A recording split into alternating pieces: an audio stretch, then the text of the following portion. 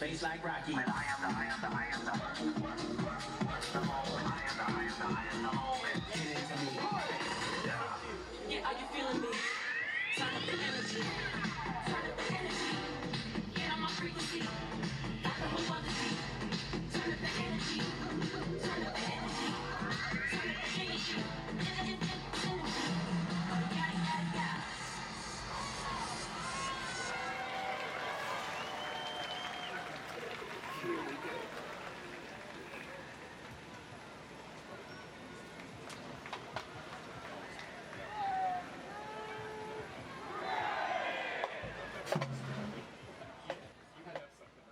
Good afternoon, Blazer fans, and on behalf of Valdosta State University, the College of the Arts, and the Department of Music, we are proud to present the sound that ignites the South, the Blazing Brigade Marching Band. Leading the band onto the field are drum majors Becca McCord and Natalie Savoy.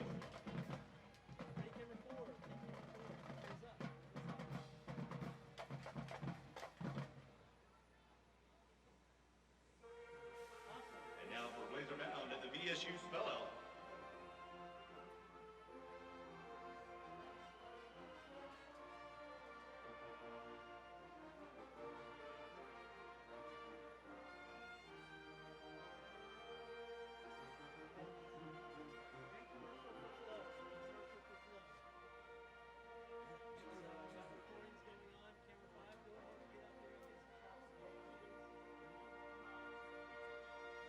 Everybody else close behind you. Y'all look good today. Y'all look good today. And now for Blazer Mound at the VSU Spell Out.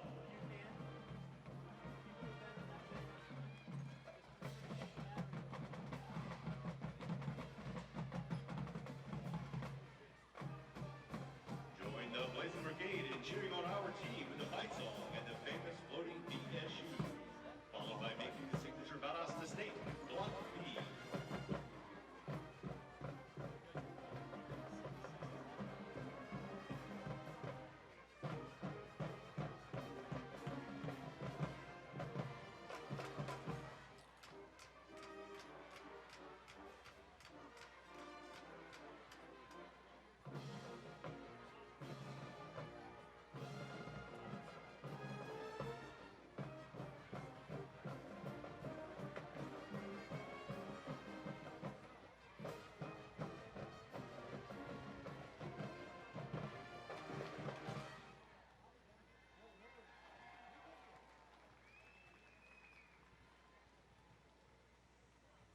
Ladies and gentlemen, we now ask that you please rise. Gentlemen, remove your caps for the national anthem, conducted by Director of Athletic Bands, Dr. Patrick Forrester.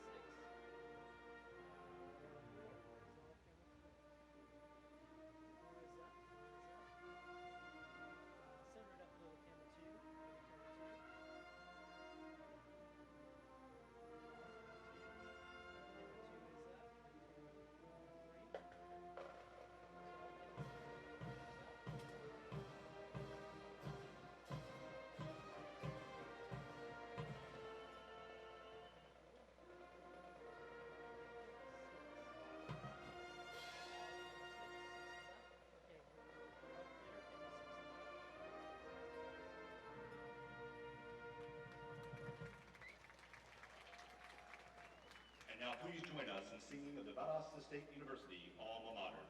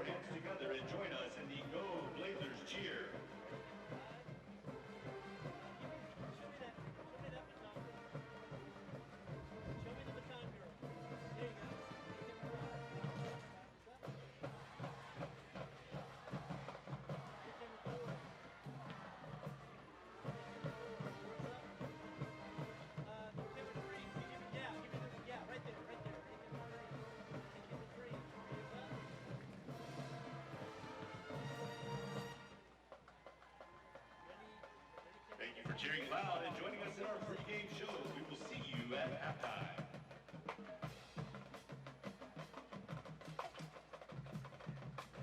At Chick-fil-A St. Augustine Road, we pride ourselves on providing the freshest, most quality food with the highest tier of customer service. Whether you're picking up in our speedy drive-thru, enjoying a meal in our inviting dining room, or having your food delivered to your home, office, or venue, our goal is to provide you with the most exceptional food and service. We're working better together to serve our guests and community at the highest level. We look forward to seeing you.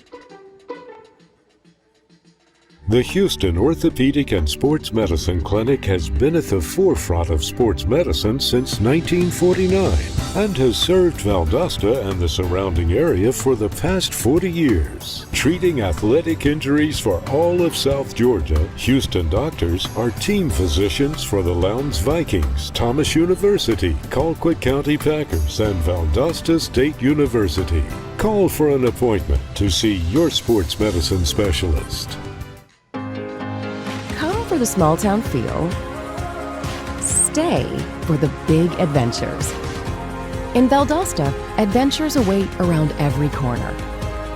Every day brings unique experiences and unexpected thrills, creating memories worth staying for. Where small town charm meets big time experiences. Valdosta. Stick around for the memories.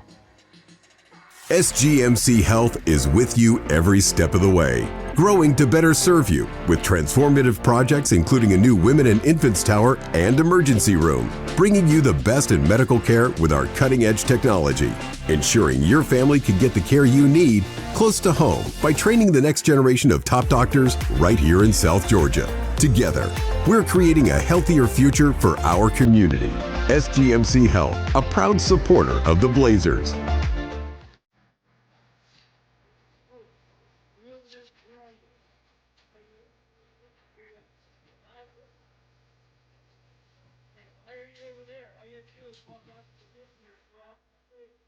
They're at center field. Get in there.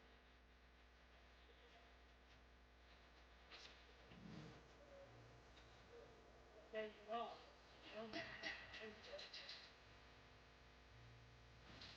All you have to do is walk down that sideline to the 50. Walk through that.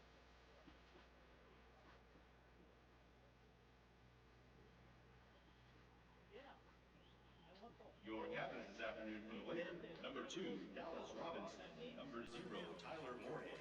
Number 7, Greg Hudgens III. And number 53, Kinley Marie Assay. ready camera 3. Take 3. 3 is up. Ladies and gentlemen, please direct your attention to midfield for this afternoon's coin toss. With us this afternoon, please welcome Judy Wilder and Coralita Downing from the Perlman Cancer Center. Wilder has served as a registered nurse for the past 9 years and is a BSU alma mater alumna, while Downing has worked as a nurse for 14 years and currently serves as a nurse navigator at SGMC. Ready camera 5. Please welcome Judy Wilder and Coralita Downing. Get in there. Get in there. You got to be able to see. Right over the ref's shoulder. There we go. Did you guys see it on the side is heads? Take camera 5. The NCAA Division II logo is tails. Joining us today is Coralita Downing from the Perlman Cancer Institute, and she will be flipping the coin. Lenoir-Rhyne, what's your call? He's called tails. Heard it.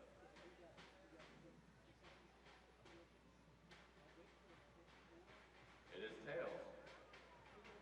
You want to defer to the second half? You want the ball? What side do you want to defend? Which way you want to kick? You want to kick this way. All right, put your backs this way, put your backs this way. Ready camera 3. Take 3. 3 is up. Good job. Lenoir-Rhyne has won the toss and elected to defer. Not us to say, will receive. Is that a good game, gentlemen? Take 2. 2 is up. Camera 5, you can go to the head of the aisle. Nope. Straight to the head of the aisle, next to that girl with the flag. See where that guy with the camera's walking? You should be next to him. Yay, ready camera 4. Take 4. 4 is up. Sorry, that's 3. 3 is up. Sorry, 3 is up. Ready 5. Ready 2, 4.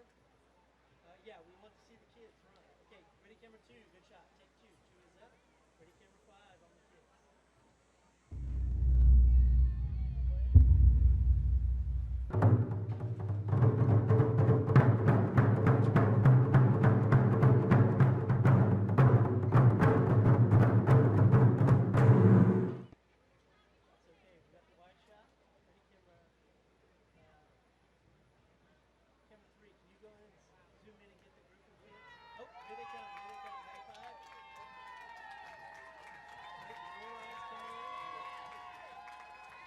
Please welcome to the field your Valdosta State Junior Blazers.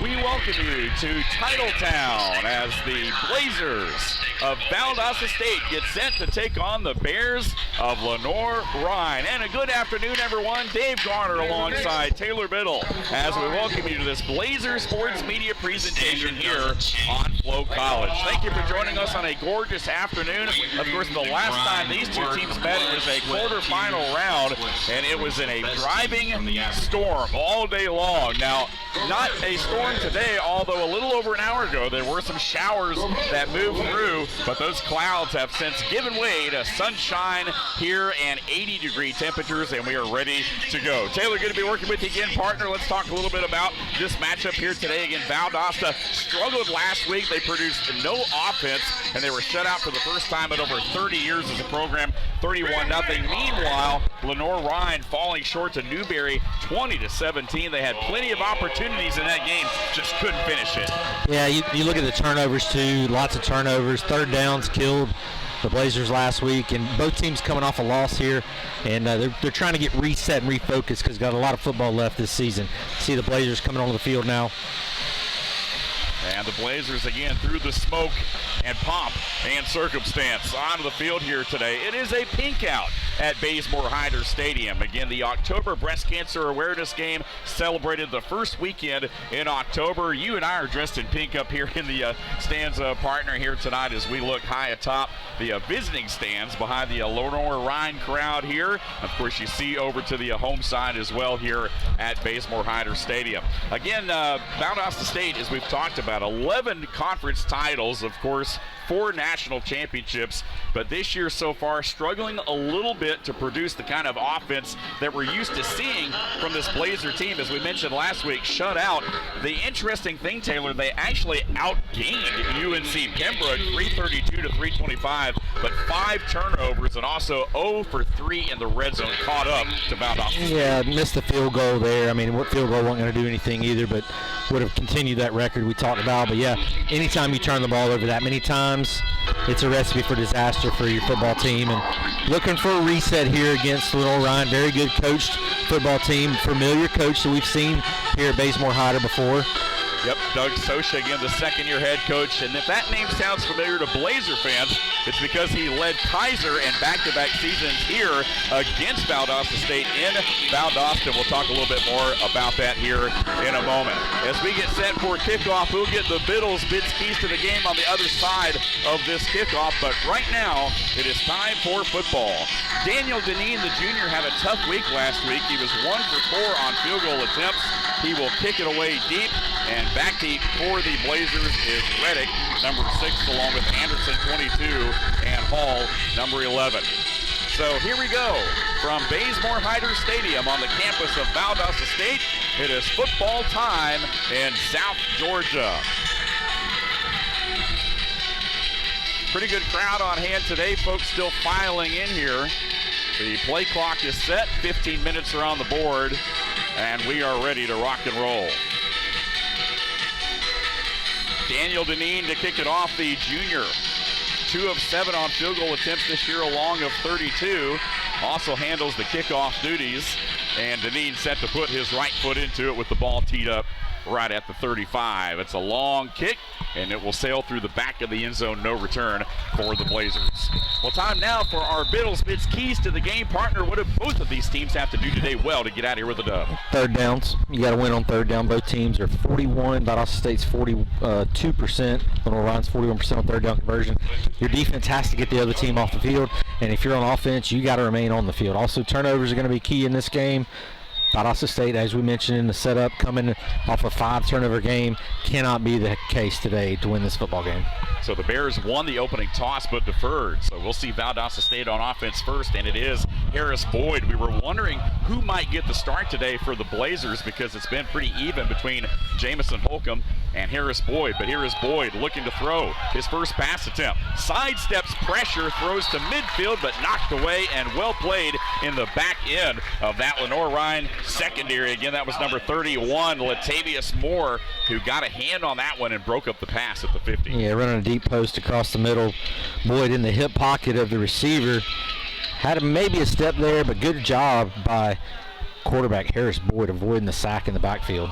Lenoir-Rhyne lost on a last-second field goal last week. Here are the Blazers trying to pop out on the ground for the first time today, but not a lot of running room right there for Corey Reddick Jr. as he is stopped for no gain. It'll be 3rd and 10. Now here we go. First time. You want to stay on schedule in these third downs. The 3rd and 10s really put a lot of pressure on your offense to convert. You got to go deep across those sticks or you're going to be in a punt situation. So early 3rd down key here for the Blazers. Both teams statistically similar in what they do on 3rd down and also with scoring offensively and defensively. Here's the Blazers with a big 3rd and 10 on the opening drive of the ball game. Going to throw a pass. It is knocked away, and it's taken away, and it's intercepted inside the 20-yard line. That ball rattled around like a pinball between the defender and the receiver, but the Bears are able to rip that ball away and keep it off the ground, and that's the first turnover of the ball game, and what a job defensively by number 32, Brody Bradburn. Yeah, just was not going to be enough, it appears, for the first down. Receiver kind of had it in between 2 defenders, double covered right there, and it bounced around. Bradburn came down with the reception. So one of my keys, again, is 3rd down and turnovers, and we have both happen on one play there. Less than a minute into this ball game, and the Lenoir-Rhyne Bears in at 2-3 overall, but 2-2 in the South Atlantic Conference will take over inside the Blazer red zone. Ball at the 17, a man in motion. And going to swing it out to him. Again, that's number 83, Dustin Thomas, who turns the corner and will have good yardage and a first down inside the 5. Just a little swing pass out in the flats. Get your guy in space and let him make a play. Might have got away with a hold there on the perimeter. Lenoir-Rhyne Bears is going to have 1st and goal from the 2 now. Josh Barron, too, a receiver in the ball game right now. Again, their quarterback is Kamani Robinson, and what a job Robinson's done this year. He's a dual threat guy. He's thrown for close to 1,000 yards, 63%, 8 touchdowns, 2 interceptions. He's also added 2 rushing touchdowns, and he will keep here and punches it into the end zone. Touchdown. And with less than a minute and a half gone in this opening quarter, the Lenoir-Rhyne Bears take advantage of a turnover and convert it into points. Yeah, just a read option. Might have been a little bit of a bust. I feel like the read wasn't there. Running back kind of went in the hole early. But good job by Robinson to follow the blocker and get into the end zone for the first points of the day. Robinson's 3rd rushing touchdown of the year. He came in with 220 rushing yards, and now Daniel Deneen will look to add the PAT to make it a 7-0 ball game. Snap is good, the hold is there, and the kick is just inside the right upright. So with 13:25 left here in the opening quarter, we'll step aside. You're watching Blazer Sports Media here on FloCollege. At Chick-fil-A St. Augustine Road, we pride ourselves on providing the freshest, most quality food with the highest tier of customer service. Whether you're picking up in our speedy drive-thru, enjoying a meal in our inviting dining room, or having your food delivered to your home, office, or venue, our goal is to provide you with the most exceptional food and service. We're working better together to serve our guests and community at the highest level. We look forward to seeing you. The Houston Orthopedic and Sports Medicine Clinic has been at the forefront of sports medicine since 1949 and has served Valdosta and the surrounding area for the past 40 years. Treating athletic injuries for all of South Georgia, Houston doctors are team physicians for the Lowndes Vikings, Thomas University, Colquitt County Packers, and Valdosta State University. Call for an appointment to see your sports medicine specialist. For the small town feel, stay for the big adventures. In Valdosta, adventures await around every corner. Every day brings unique experiences and unexpected thrills, creating memories worth staying for. Where small-town charm meets big-time experiences. Valdosta. Stick around for the memories. SGMC Health is with you every step of the way, growing to better serve you with transformative projects including a new women and infants tower and emergency room, bringing you the best in medical care with our cutting-edge technology, ensuring your family can get the care you need close to home by training the next generation of top doctors right here in South Georgia. Together, we're creating a healthier future for our community. SGMC Health, a proud supporter of the Blazers. And the Lenoir-Rhyne Bears, again, taking advantage of an early turnover, turn it into points. Kamoni Robinson already with his first rushing touchdown of the afternoon, 7-0, as we welcome you back here on our Blazer Sports Media presentation on FloCollege. And Daniel Deneen will boot it away, another deep kick that will sail out of the back of the end zone, and the Blazers once again will start on their own end. Dave Garner alongside Taylor Biddle as we get into this one. Graham Craig, the first-year head coach, as we talked about, promoted from offensive coordinator last year. Of course, he was the OC at West Georgia for a few years. Of course, was the quarterback coach at Memphis in 2023. Had stints at Nevada and Samford as well. Meanwhile, Doug Soch, as we talked about, in his second season with Lenoir-Rhyne, 10-3 in his first season last year, a second-round playoff appearance. They beat West Alabama in the first round, fellow Gulf South Conference member, 55-15 at Kaiser, who was the NAIA national champ. And here is Harris Boyd trying to turn the corner. He's got some room up across the 35 and out of bounds. And it is a Blazer first down, a gain of 15, and a nice job there by the Blazer quarterback. Well, the edge was set there for Boyd there. Council Allen coming off his route to give him a good block when he saw that breakdown. Going to have to get some good quarterback play today, certainly, Taylor. Yeah, Butler also there on the block and able to get a big first down for the Blazers. Harris Boyd out of the gun. He's got Reddick, who will go in motion. And going to fire a quick slant, 45. It is caught. And a nice adjustment to the football right there by Richie Iloraza. Again, one of the newcomers to this Blazer program with his first catch of the afternoon. Good for 5 yards up to the 45. It'll bring up second and about 6. They'll give him 4 on that last one. 12:35 to play here in the opening quarter.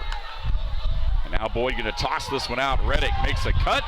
Is taken down, though, after a short gain, and a nice job in pursuit by Maddox April, number 17.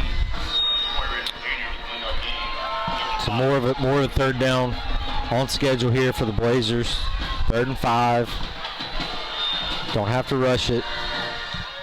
Take your time. Get them across the sticks. Harris Boyd, a 54% passer. Comes in with 325 yards passing on the year, 2 touchdowns and an interception. And the Blazers coming in at 42% on 3rd down, need one here. And here is Boyd. He's looking, eyes down the field. Rolling now, just going to tuck it, run it, gets what he can, will dip out right at the first down marker, but I believe they're going to say he was a yard short. They're going to mark him out right at the 50. I don't know if I agree with the spot there, but tiptoed that sideline there and tried to get right to the marker. It's almost as if he knew right where he needed to go, but he just didn't get the spot. And so now the Blazers will go for it on 4th down, just 3 of 7 on the year. But they are lining up to try one right here, it looks like. Or excuse me, no, they're actually, 80%. They're going to go for it. 4th and 1, straight ahead. First down run, breaks a tackle. Reddick off and running inside the 35.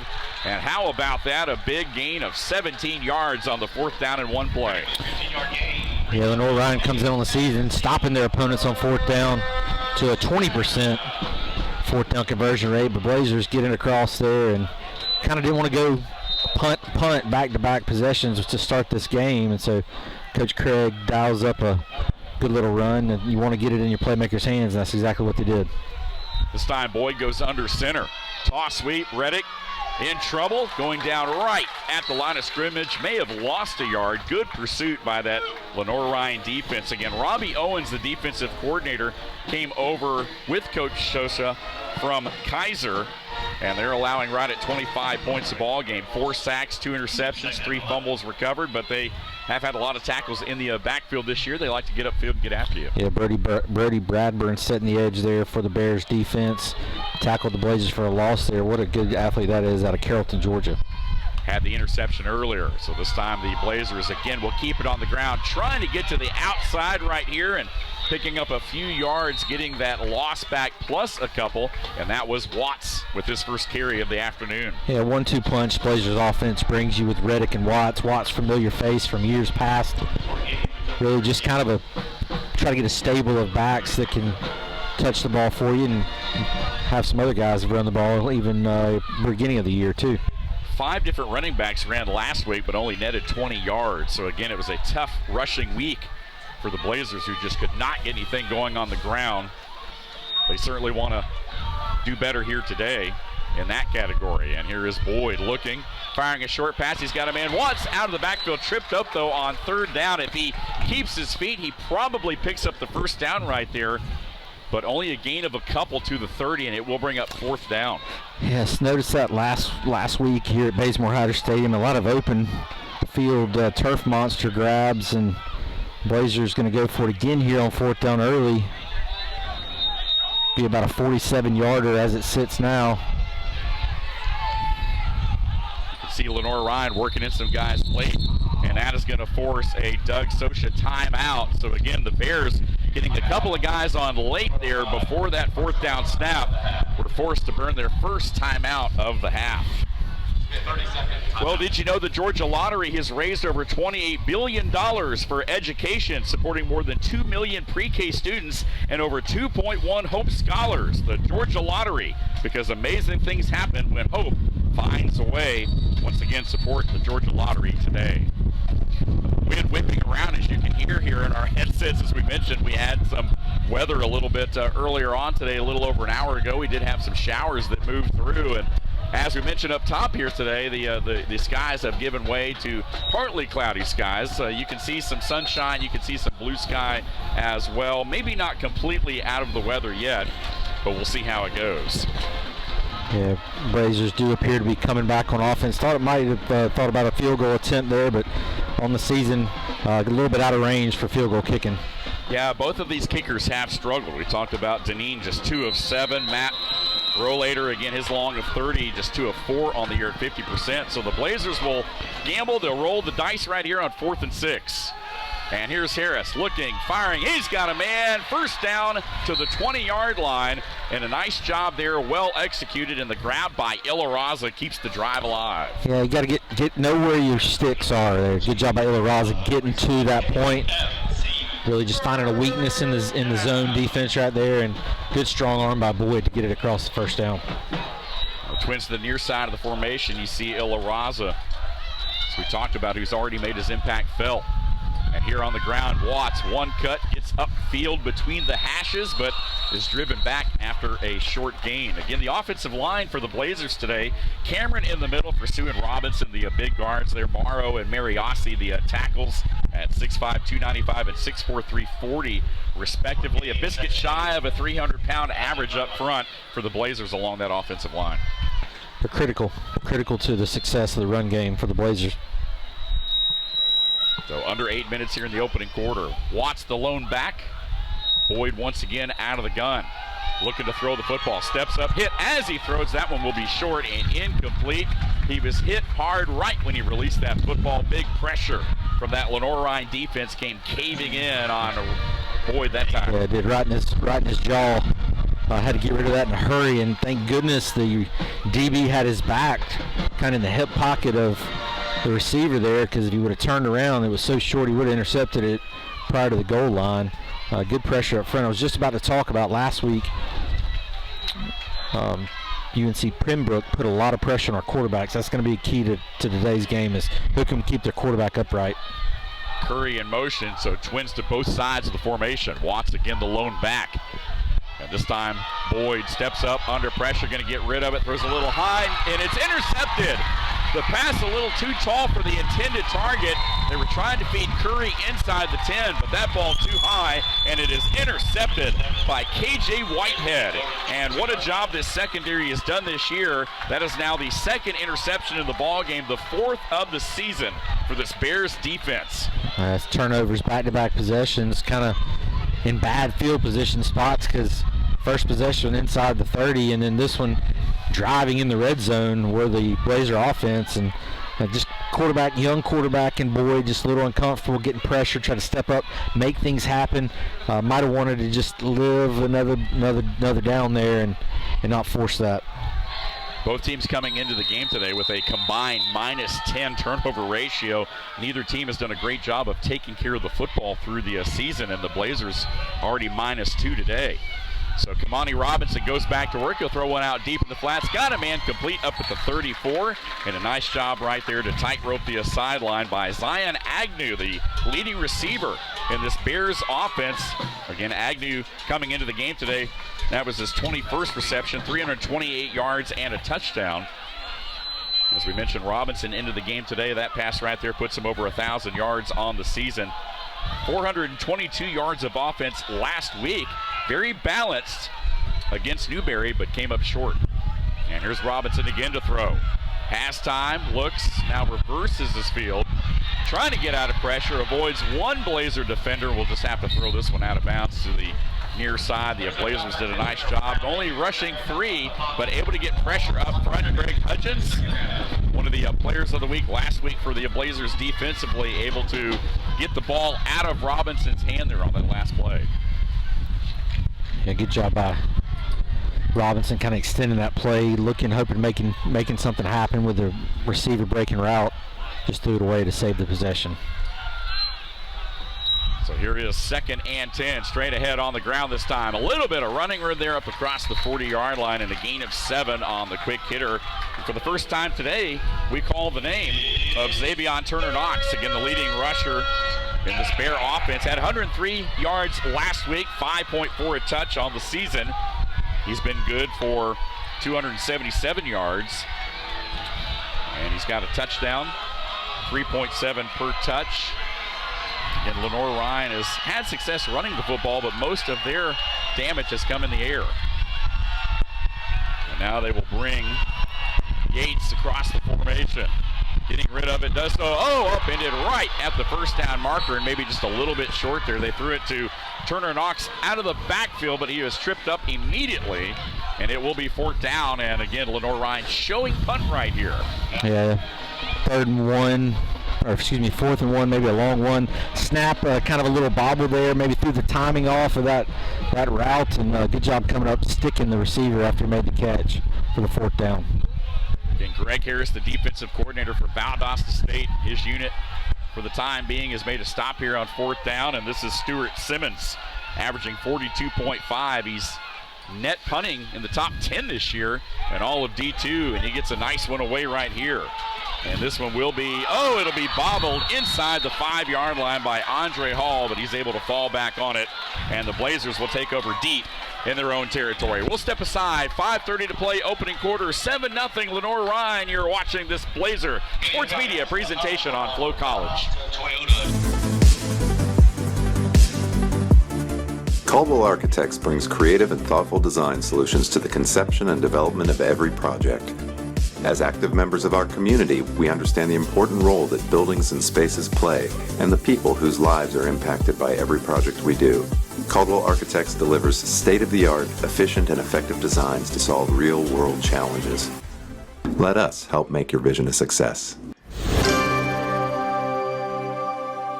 Sports fans, we cheer on our favorite teams at fields, gyms, arenas, and stadiums. But have you ever wondered what it's like to be a referee? Verbal abuse from fans, parents, and coaches is the #1 reason why many referees are walking away. And they're not being replaced quickly enough by new ones. So put yourself in the official shoes, act with respect, and be officially human.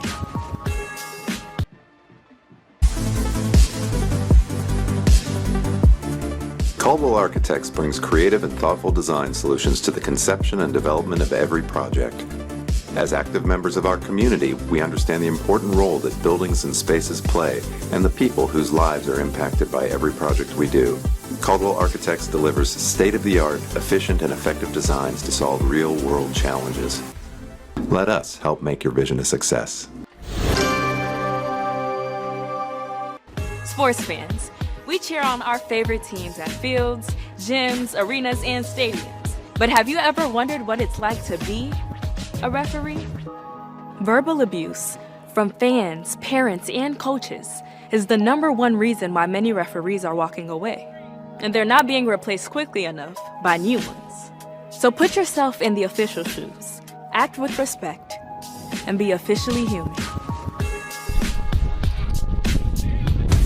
5:30 to play here in the opening quarter. Lenoir-Rhyne leads Valdosta State 7-0 on this FloCollege presentation presented by Blazer Sports Media. And here are the Blazers. First down, trying to break off a little bit of run to get a little bit of breathing room out of the end of their own end zone after a nice run from Stuart Simmons. It was bobbled inside the 5-yard line, and that was Perkins with his first carry of the afternoon, good for a couple of yards. Yeah, Perkins, a redshirt freshman, 185-pounder, Gadsden County High School, Havana, Florida. Getting a little bit of action there. Third running back for the day for the Blazers. Feels like we're on the beach today with this breeze. Yeah, it's breezy. Here's Boyd, claps the hands again on the ground. The Blazers will go a little bit of a hole over the right side. Stays on his feet across the 15. Great second effort up across the 20. And the Blazers have a first down on the ground. Yeah, Perkins, sometimes you need to get an extra back in there to get the momentum going, and big, huge first down there. Getting out of the breadth of your own end zone. Out where you can open the playbook a little bit more here. Again, Graham, as we mentioned, calls the Blazer. Coach Graham Craig, a quarterback on the 2012 National Championship team here at Valdosta State. And here on the ground, right side, trying to find a little bit of a hole there. They're really working the right side of that offensive line. A few yards for the Blazers on that one. And that was Reddick again, Perkins on the carry once again for Valdosta State. You know, we talked about it. These teams statistically a lot like each other. You look at their third down numbers, you look at their scoring numbers, offensively, defensively. They may get there a different way, partner, but they've been doing the same thing from a result standpoint. Yeah, no doubt. The third down conversions are about the same. Fourth down conversions were similar. Here's Boyd. He'll work from under center this time. Going to throw one. He's got a man wide open up at the 40 and out of bounds. That's Wandu, the tight end, who makes the adjustment and is able to catch that ball inbounds right at the 40. Picked up a couple more before he stepped out. Just a wheel route.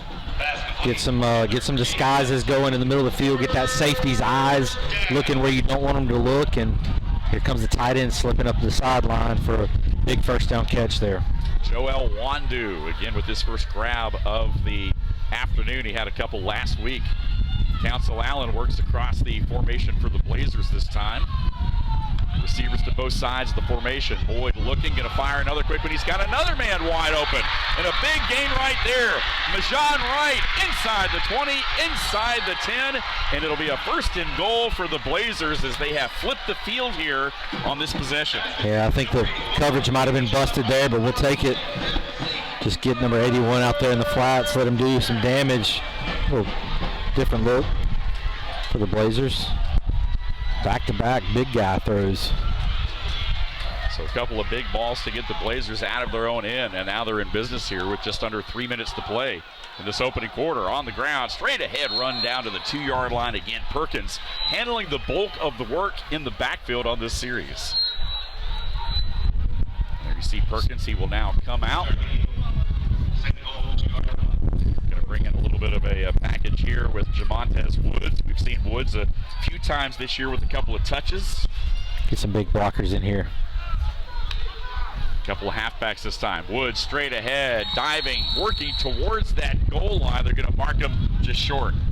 Golly, I thought he might have been enough to cross, but still going to have one more to go at it here at 3rd and 1. I think he might. Boyd again going to keep it on the ground. Woods this time driving. Good second effort. Keeps those legs churning and walks it into the end zone. Yeah, great answer there by the Blazer offense. 1:49 to play in the opening quarter, and the Blazers a PAT away from tying it up. Yeah, just hit your big tight end on a play, hit a big receiver on a play. Big answer right there by the Blazer offense to get in the red zone and awaiting the PAT to tie this ball game up. Again, Matt Rollator, perfect on PATs this year. The lefty puts his foot right through there, and with a minute 49 remaining in this opening quarter. No, he actually missed it. Oh, he did miss it. He pushed it. So the PAT is no good. So again, with a minute 49 left here in the opening quarter, Blazers still trail 7-6.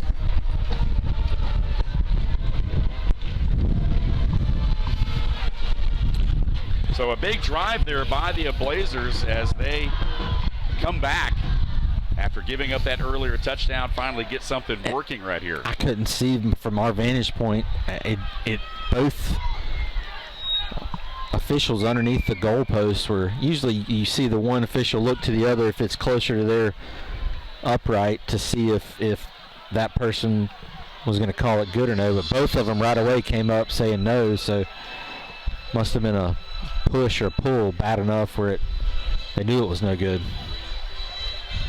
Well, the Blazers again still nonetheless with a big answer right there after that early interception on the opening series, and then of course they come back, they get pinned deep right there, but they march basically the length of the field on that drive, get a couple of big chunk plays through the air to set up the score.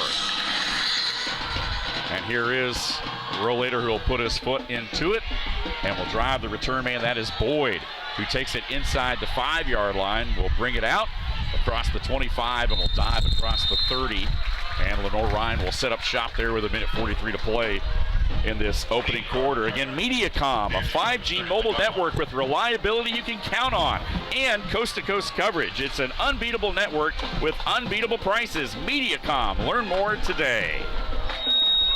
So let's see what the Blazer defense has dialed up here, partner, as they go back to work after getting right back in this football game. Well, last possession, they were able to pressure the quarterback a good bit, get Kamani Robinson kind of uncomfortable in the backfield, and that's what they're going to have to do here. Man in motion this time, that's Yates, going to keep it on the ground, run the opposite way, trying to slip out the back door. There was Alex Boyd. Again, Boyd, one of the big runners again in this offense, of course, coming into the game today. Again, Boyd with a rushing touchdown this year. As we talked about, they've had 14 touchdowns coming in like the Blazers have, although theirs have been a little bit more balanced. Most of Valdosta State's damage has been done on the ground in the rushing game, but last week just couldn't get it going. Here the Bears trying to get something going, and a nice throw here. Right on the money, a short gain though, but Agnew hauls it in to set up a manageable third down.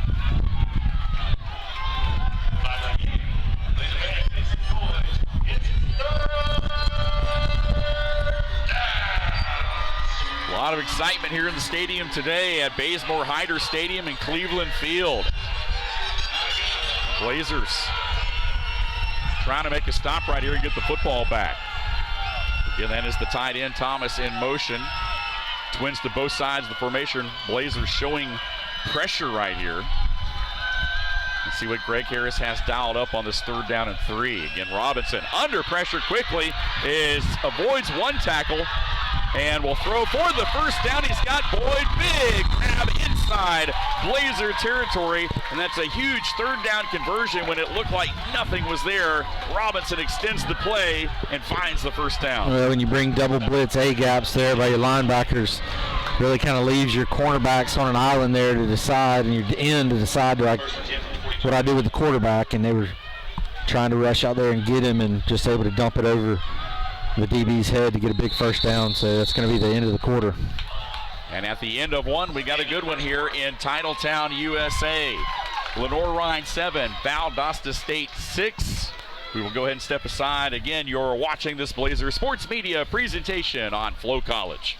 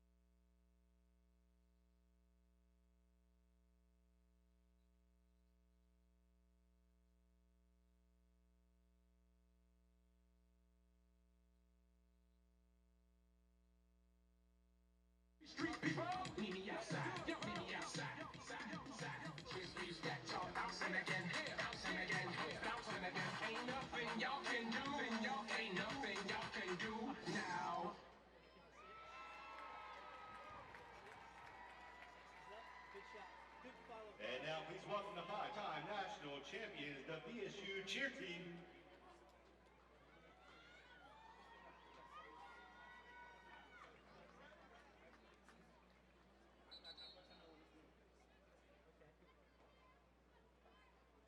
Ready, camera five. Five, can you get more in front of them? Ready, five, take five. Five is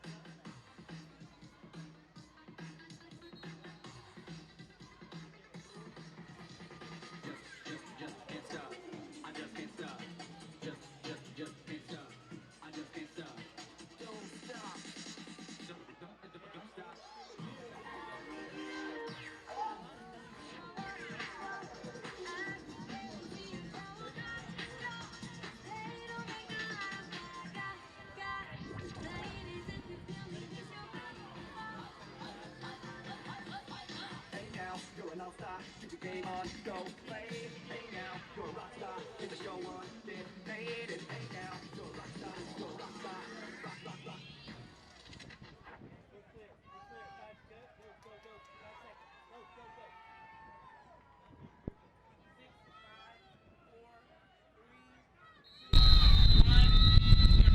Start of the second quarter here in Valdosta, Georgia. Again, Lenoir-Rhyne and Valdosta State going at it in a big D2 matchup. And it's the Bears of Lenoir-Rhyne throwing a pass. That's Thomas, complete.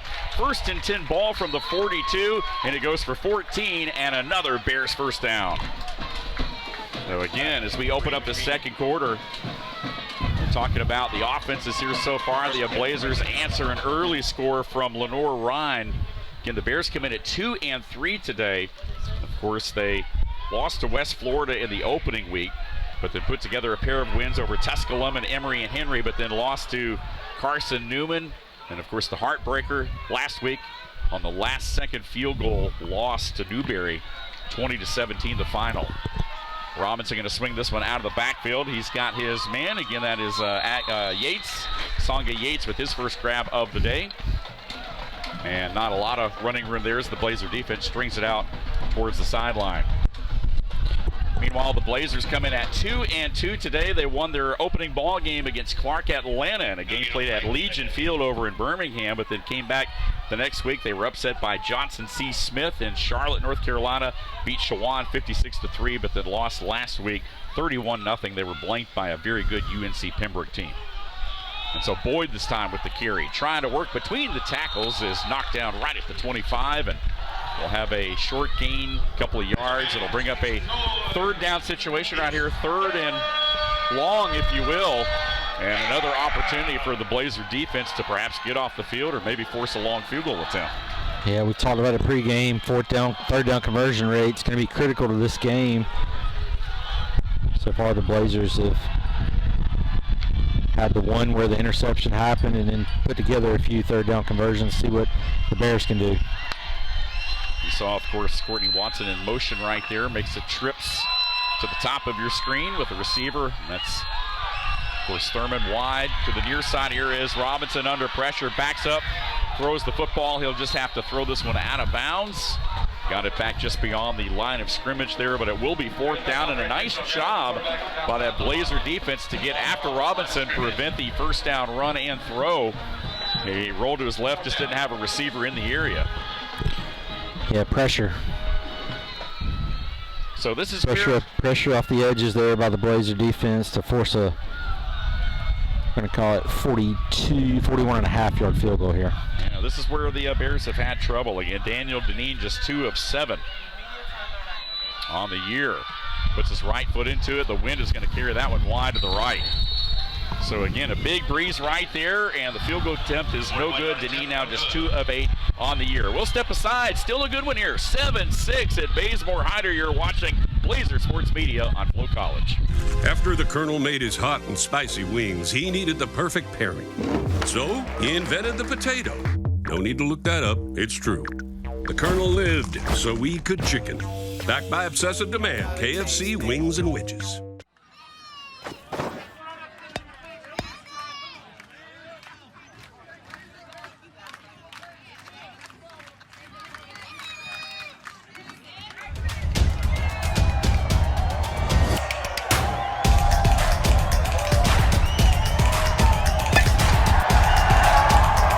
Synovus is the bank that helps you step up to the plate for your big league dreams. Get there with Synovus. I'm just being myself, cool as can be.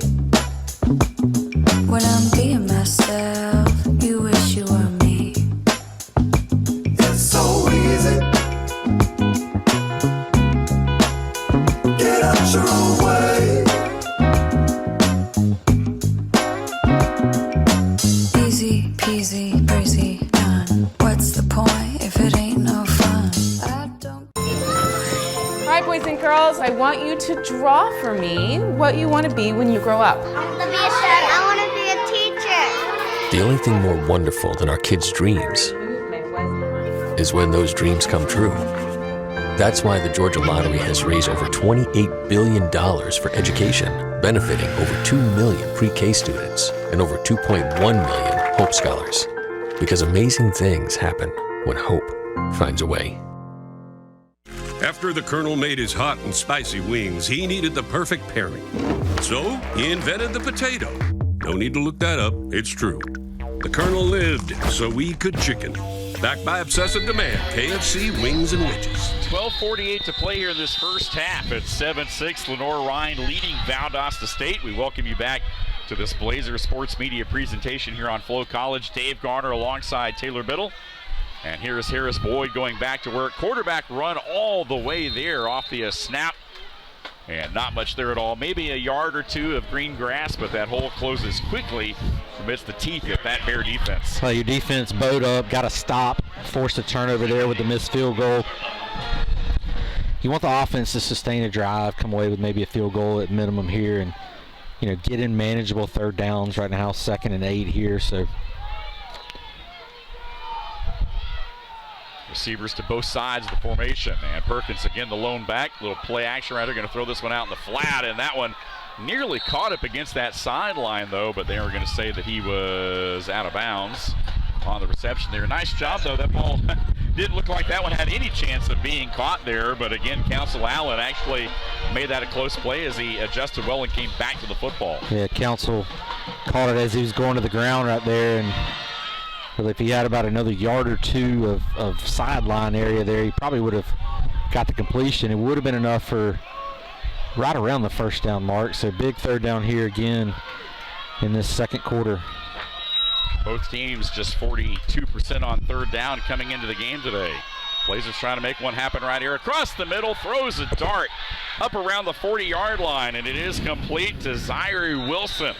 And Wilson has his first grab of the afternoon, and that's a big one. Good enough for about 16 and a first down. Well, you got to give the assist right there to the umpire who kind of got in the way. Good job by Boyd finding the receiver there.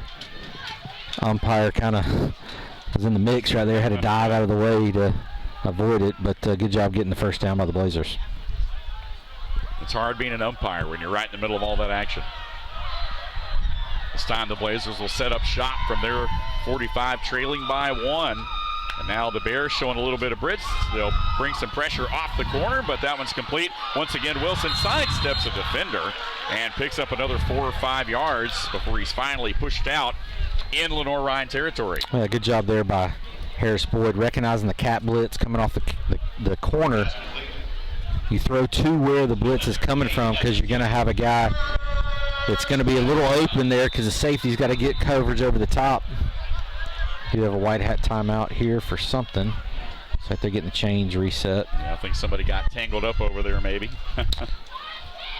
Yeah, but the thing I like about that the most is it was the Wilson pointed out the blitz coming, so Boyd was able to see it and get ready for it.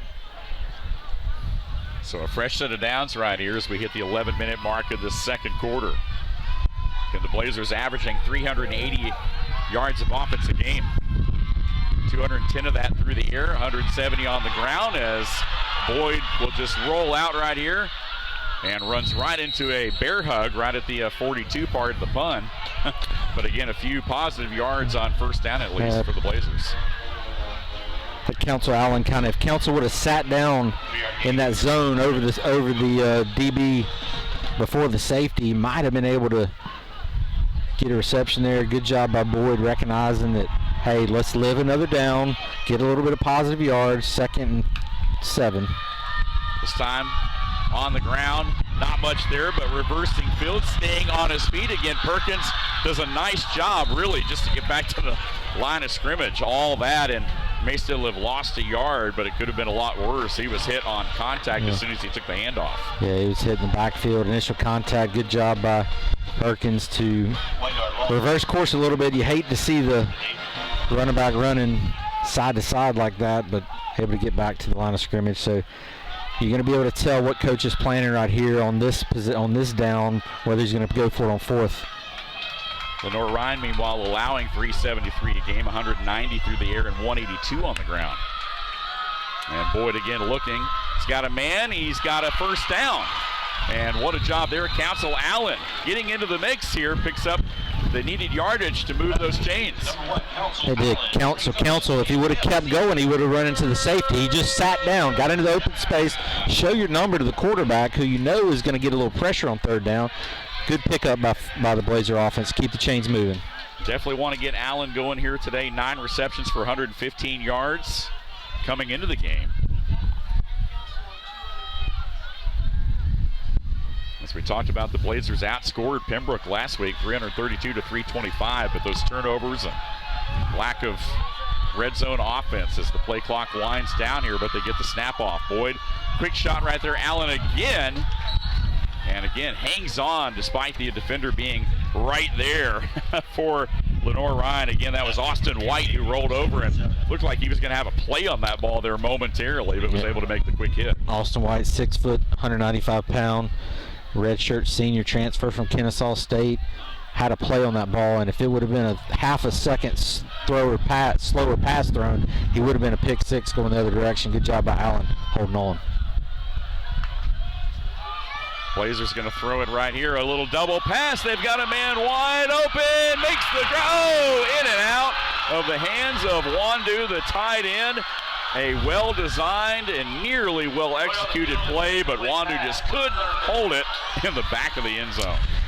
So a little razzle-dazzle there before we get to Halloween. Already in the bag of tricks. A little double pass there. I thought he might have been close to a forward pass at the beginning, but a line judge right there on it could make that call. But yeah, wide open in the back of the end zone. Anytime you let that receiver or running back throw the ball, the timing just gets off just a little bit.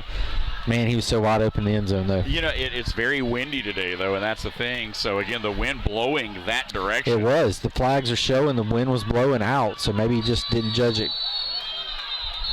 And now it looks like we're going to have a timeout. Valdosta State is going to burn a timeout right here with 8:21 as that play clock was winding down to 0. And we'll keep the action right here for you. Well, once again, we'd like to welcome Prince Chevrolet Buick GMC and Valdosta State University as a winning combo team for decades. Prince Automotive Group, a proud sponsor of the Blazers. We appreciate their support this afternoon. 7-6, your score. Again, Lenoir-Rhyne leads Valdosta State with 8:21 left here in this first half. Again, both teams struggling offensively last week. The Blazers, as we talked about, partner, shut out for the first time in over 30 years. It was one of the longest streaks in all of D2, and it was really the last time they played who is now an CS opponent. Well, incidentally, the Blazers have another one next week as they go to Charleston to take on the Citadel. Yeah, a lot of records come to an end eventually. This one was a crazy record. 395 games of scoring games. So that ended with the shutout last week. But Blazers not looking to start a new record today. Yep, got to start a new streak. Meanwhile, Lenoir-Rhyne defensively trying to dig in right here. And it's 3rd and 7. Ball just inside the 25-yard line. Defensively, as you mentioned, partner, again allowing just 39% defensively on 3rd down. They've been pretty solid as a defensive unit this year. Play clock again almost to 0, but they get the snap off. Boyd going to throw one down. He's got it, but out of bounds. Castle Allen makes the catch, but he was on the white line there, and so it will be incomplete and it will be 4th down. But now you've got a decision to make right here, and it looks like they will try to kick a field goal right here. The wind is at your back right now if you're Matt Rollator, so we'll see if he's got it in him. A long of 30 on the year, so obviously this one, a 41-yarder, would be his long for the season. Yeah, and mentally you worry about missing the extra point there on the touchdown drive earlier, so I'd love to see him bounce back here and get a 3 points.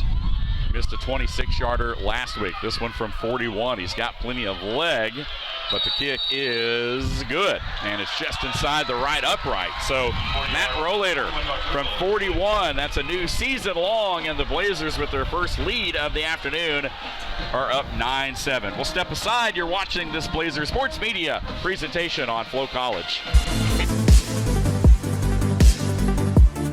Caldwell Architects brings creative and thoughtful design solutions to the conception and development of every project. As active members of our community, we understand the important role that buildings and spaces play and the people whose lives are impacted by every project we do. Caldwell Architects delivers state-of-the-art, efficient, and effective designs to solve real-world challenges. Let us help make your vision a success. Sports fans, we pack stadiums, arenas, and local gyms every day. And every sports fan is uniquely human. Seeing each play with your own eyes, triggering your own emotions. And as humans, we won't agree on every call, but we can act with empathy and consideration. So put yourself in the official shoes. Be more than a fan. Be officially human.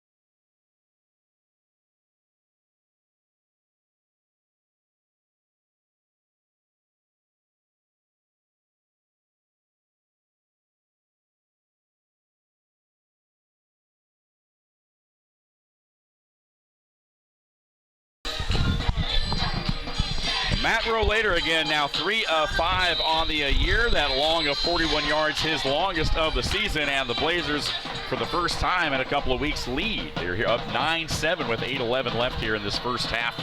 And here is the kickoff by the Blazers. It is returnable from just inside the 5-yard line. Again, that's Boyd on the return up across the 25, the 30, and finally shoved out of bounds all the way up at the 35-yard line. Some pushing and shoving, some jawing going on there, and a flag comes flying in at the tail end of that play. 32-yard return. Bears take over the 35. We'll have to check that penalty marker right here and see what was going on away from the ball a little further downfield. The discussion here today, our officials. Charles Olson is the man under the white hat today making the calls. After the play is over, personal foul, unnecessary roughness, Valdosta State, number 6. A 15-yard penalty is added to the end of the run. First down, Lenoir-Rhyne. Looked like Jaden Dawkins maybe was the one that got tangled up there on special teams with one of the Lenoir-Rhyne Bears against that sideline, so this will put the ball right at midfield. So ends up being a big return for Lenoir-Rhyne here. Last drive for the Blazers, 11 plays, 51 yards, took 4:37 off the clock. That field goal was good. Blazers did not have a drive that long last week at all. Their longest drive was 4 minutes and 31 seconds.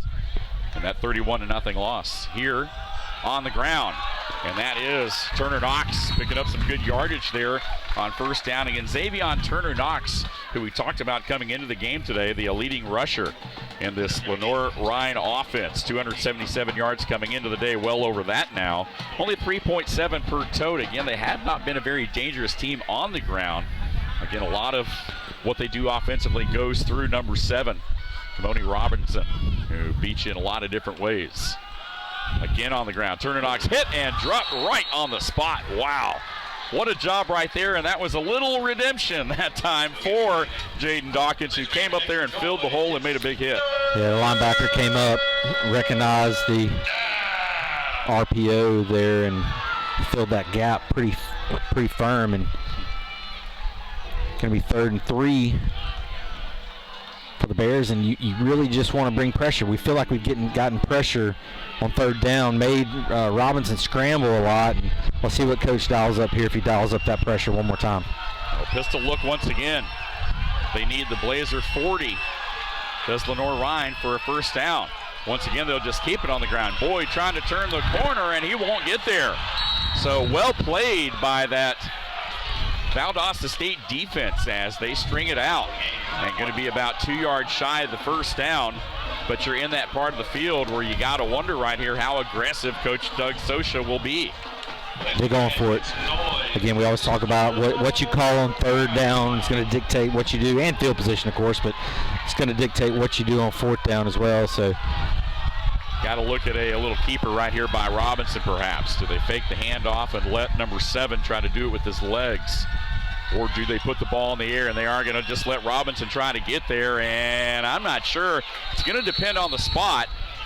The first down marker is right at the 40-yard line. That's where they're spotting him. So if that spot indeed is right on the 40-yard line, that should be good enough for a Bears first down. It's going to be close. White Hat's calling. They are going to have to measure this right here. A lost art with all the laser precision that we see, partner, nowadays. Usually they just eyeball it because the lines, especially on the turf fields, are so accurate. We need the virtual. Where's the virtual first down? We need that. We need the virtual marker. It's going to be first down. We can see the 40-yard line from where the chains are set appears to be a first down, and the ball is on the 40. So yeah, I believe the first down marker doesn't even quite stretch to the white line here. So I believe the Bears got it by the length of the football, and they did. Yep. So a big 4th down conversion right there for Lenoir-Rhyne. 50% on 4th down offensively coming into the game today. Doug Sosha, again, we haven't had with the fast-pacedness, if you will, if that's a word, of this ball game. We haven't had a lot of time to talk about either of these coaches. Doug Sosha, as we mentioned, 6 years at Kaiser. He started the program. Semifinals in 2020, title appearances in 22 and 23. Of course, they won it, NAIA National Championship in 23. Also spent time with the Buffalo Bills as a quality control assistant. So now here's a fresh set of downs for the Lenoir-Rhyne offense, and here's Boyd off and running. 30, makes the cut, 25, and inside the 25 he goes with one of the Blazers hanging on to him right there. That was Dallas Robertson, it looks like, in there at DB, but there is a penalty marker down back at the 39. This one may be coming back. Yeah, it's kind of in the holding area. Good to see Robinson back on the field. He was out last week. Thought he was going to be out again today, but good spot there, brother. Holding. Offense, number 54. One of the big returners on defense for the Blazers was Dallas, and absolutely holding's going to back him up. The offensive line for Lenoir-Rhyne today, again, the guilty party on that one is Isaac Keene, but Bostaine, the center, Keene, the guard, along with Weinert. Again, Joseph and Wetzel, the 300-pound tackles. They go 307 across the front. But because of the penalty, this ball back to midfield, and it's 1st and 20. And that's O'Brien in motion, going to dump it off underneath. Boyd secures the catch, but doesn't get anything after that. We'll pick up about 4 of those penalty yards back to set up a 2nd and 16 right at the Blazer 46. 5 minutes and ticking away here before this first half. Low-scoring ball game moving along here in this second quarter, but you can definitely feel the pace picking up. Lenoir-Rhyne deferred the opening kickoff, and so they will receive the ball in the second half. You're looking to try to put points on the board here and double up. Yep. Twins to the right of your screen. Robinson with time, stands in the pocket, now under pressure, moves to his right. Going to toss one down the field. He's got a man there, and he makes the catch at the goal line, touchdown. Songa Yates broke open in the back end of that Blazer defense, and what a job by Kamani Robinson to extend that play under pressure, and somehow eyes down the field found an open man. Coming across the field too, and Robinson's ability to extend the play is really what got him open. Hard for two DBs there, safeties to cover 3 or 4 guys when they get that deep in the play, and that's what happened there. The Bears able to get behind the secondary for a huge touchdown. So Lenoir-Rhyne reclaims the lead. And Deneen to add the PAT. Kicking has been an adventure with this breeze, but that one is through there. And so with 4:28 to play here before the half, the Bears reclaim a lead right here, 14-9. And we'll stay right here until the 2-minute timeout. Again, 4:28 to play in this first half. Want to remind folks about Wild Adventures. Soar higher, roar louder. Get your feet wet and take a break from your daily routine. Give your family a much-needed Georgia vacation at Wild Adventures, rated the #1 theme park in Georgia by TripAdvisor. Wild Adventures, proud partners of the Blazers. There you go, Blaze dressed in all pink as well with the cheerleaders. Good atmosphere here certainly this afternoon. It is, again, a pink out. It's, of course, the first full weekend in October, which means it's the breast cancer awareness game here at Bazemore Hyder Stadium. A lot of pink, of course, in the stands here today, and it's always a great thing to see. So now Lenoir-Rhyne set to boot it away. Again, that Newberry game last week for the Bears delayed an hour and 15 minutes due to lightning.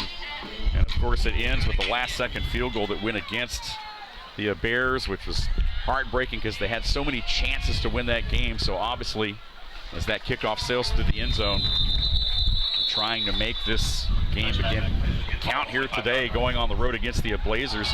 Again, Valdosta State leads the all-time series, by the way, 2-1. This is the 4th meeting between the two. The last meeting was 2 years ago, and it was Lenoir-Rhyne picking up their only victory in the series, 35-7 in the national quarterfinals in the game with a pouring down rain all day long, just nasty weather. The Blazers, of course, won the previous 2 meetings in 2014 and 2018, which in 18 that was also a quarterfinal appearance. The Blazers won 61-21.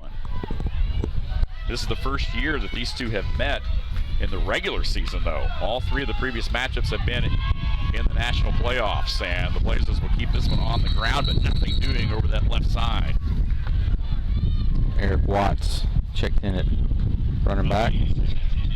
Blazers have done a nice job today answering Taylor every time Lenoir-Rhyne has done something. So, again, they've got time here. They got a couple of timeouts to work with in 4 minutes. Essentially got 3. You got the 2 that you were allotted, and then you got the 2-minute timeout. So the clock is not an issue at the moment. Just sustained drive. We took previous drive where they kicked the field goal. They were moving the chains methodically. It's what they're looking for here. Harris Boyd under pressure, getting rid of it, throws it downfield, and just had to throw that one away, basically, as the pressure was coming right up the middle that time by the Bears, who brought pressure. Defensive front for the Bears, pretty big. Was noticing that in pregame. Yeah. Guys are quick too. They're able to disrupt the quarterback's timing.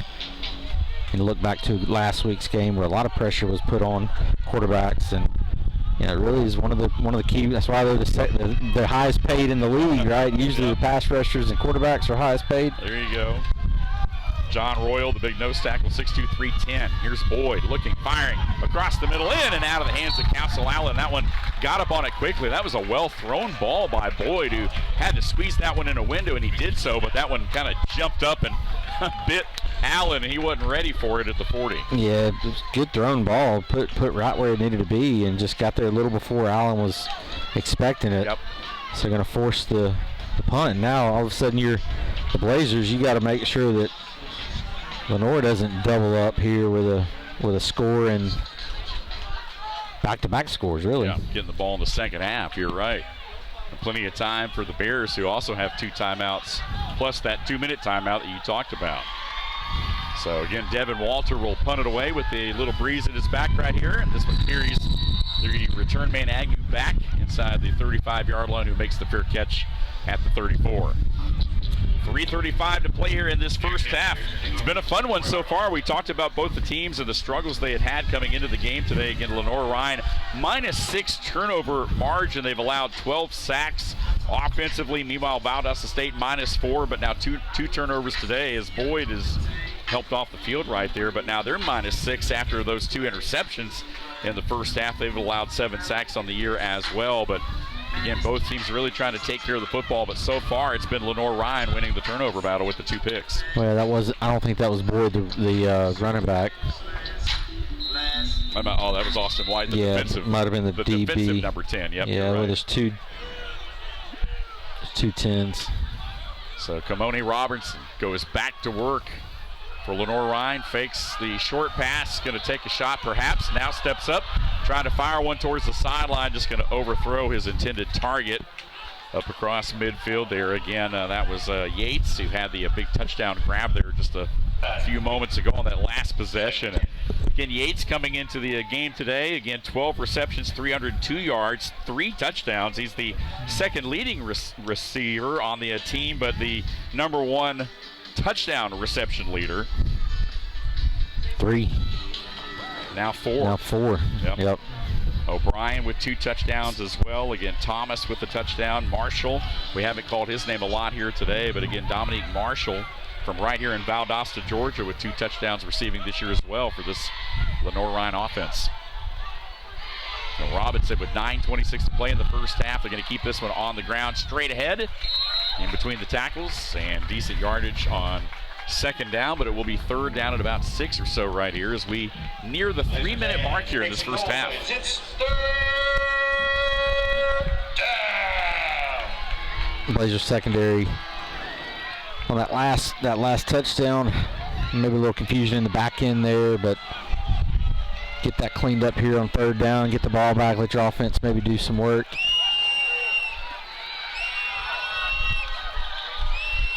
Yates in motion. Comes into a slot position right here. Going to try to swing it out to him, but that one just beyond the outstretched fingertips of Yates as Robinson got rid of that ball maybe a split second sooner than he wanted to, but just was not on the mark that time. And so now it will be 4th down, and the Blazer defense makes a stop here. Yeah, good job by the Blazer defense. Pass was going to be short of the sticks anyway. Going to require Yates to have some yak there to get across the first down marker. So Blazers again get a punt situation here. Want to stay safe here on the punt. Stuart Simmons kicking into the wind. A long of 67 this year, but he's going to have to get one off right here. And little end-over-end kick. Blazers just going to step away from this one right here, and it will take a nice little bare bounce inside the 20 and roll down to the 15. And sun was in his face too. Really couldn't judge it well the way it was angled. Kind of did that baseball, hold your hand up there to block the sun, and exactly. It was kind of a low kick there to really affect the returner's vision. Now, speaking of baseball, Synovus is the bank that helps you step up to the plate for your big league dreams. Get there with Synovus. We thank all the folks from Synovus Bank for being on board with us right here as part of our Blazer sports media coverage on FloCollege.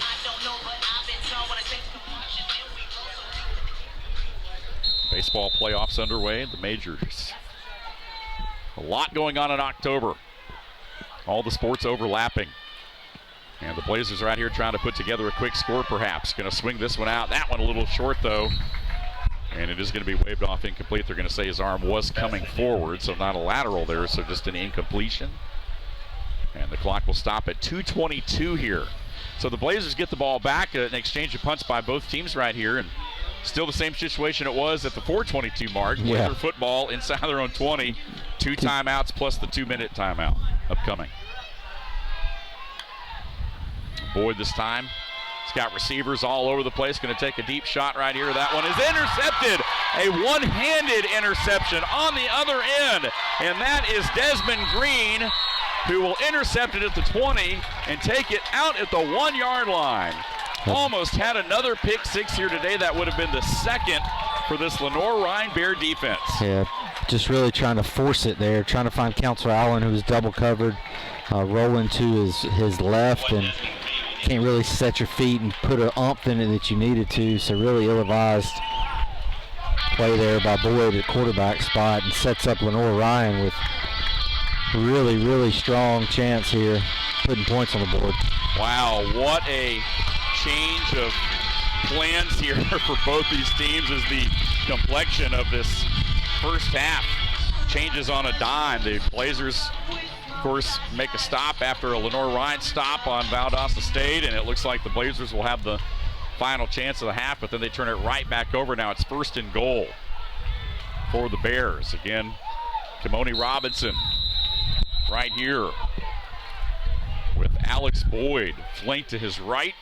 A man in motion. Robinson just going to take this one and walk it into the end zone. Touchdown. Yeah, quarterback draw the whole way and get your lead blocker over there coming in motion. Easy touchdown there by the Bears, and so the Bears tack on 6 more points there. And Robinson with his 4th rushing touchdown of the season, his 2nd of the afternoon here today. And just like that, Lenoir-Rhyne makes it a 2-score ball game. And of course, still pending the PAT right here from Daniel Deneen to try to make it a 21-9 affair. And that one is right through there. So 2:08 left here to play in this first half, and the Bears with a couple of scores here within the last couple of minutes. Again, they get the 46-yard touchdown reception to Yates, and then a little over 2 minutes later, after the interception by Green, sets up the Bears 1st and goal at the 1-yard line. Robinson just went ahead and did the rest from there. Yeah, forced turnovers seems to be the recipe for points for your opponent here at Bazemore Hyder the last 2 games. Just, you got young quarterback, new quarterback coming in here, new coaching staff, just really maybe trying to force it a little bit to make something happen, and trying to find your go-to receiver there, just threw it in double coverage, and Bears made a great play and good return there too, getting to the 1-yard line for Robinson to walk in. Robinson, of course, missed the Carson Newman game, which the Bears lost 27-7. Of course, Bettenhausen came in 9 of 20 for 102 yards and interception, but again, obviously just a different dynamic offensively. And of course, the Bears without their star quarterback in that one, as this kickoff lands about 3 yards deep in the end zone for a touchback. So the Blazers with perhaps one more play here before the 2-minute timeout. And the thing about it, they've still got the 2 timeouts right here. I mean, still got 2 timeouts. You still get the 2-minute timeout here in a few seconds, and so if the Blazers were to go down, potentially put a score on the board right here, really they'd be right back in this thing. They just haven't showed a lot of that today. Only one time really have they kind of driven the length of the field and put a touchdown on the board, but they've got time to do it right here. This time they will keep it on the ground. Big running lane to the outside, 35, and a good open field tackle, but going to be right at the first down marker, and that will be a gain of right at 10 yards, and that will be the 2-minute timeout. 21-9 with 2 minutes to play in this first half. Lenoir-Rhyne leads Valdosta State.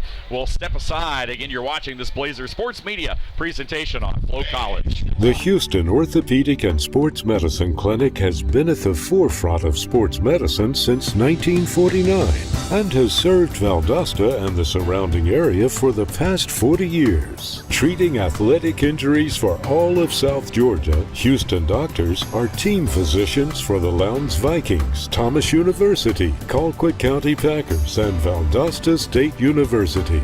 Call for an appointment to see your sports medicine specialist. Come for the small town feel. Stay for the big adventures. In Valdosta, adventures await around every corner.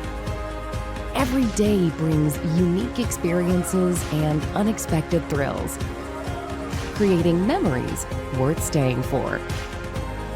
Where small town charm meets big time experiences. Valdosta. Stick around for the memories.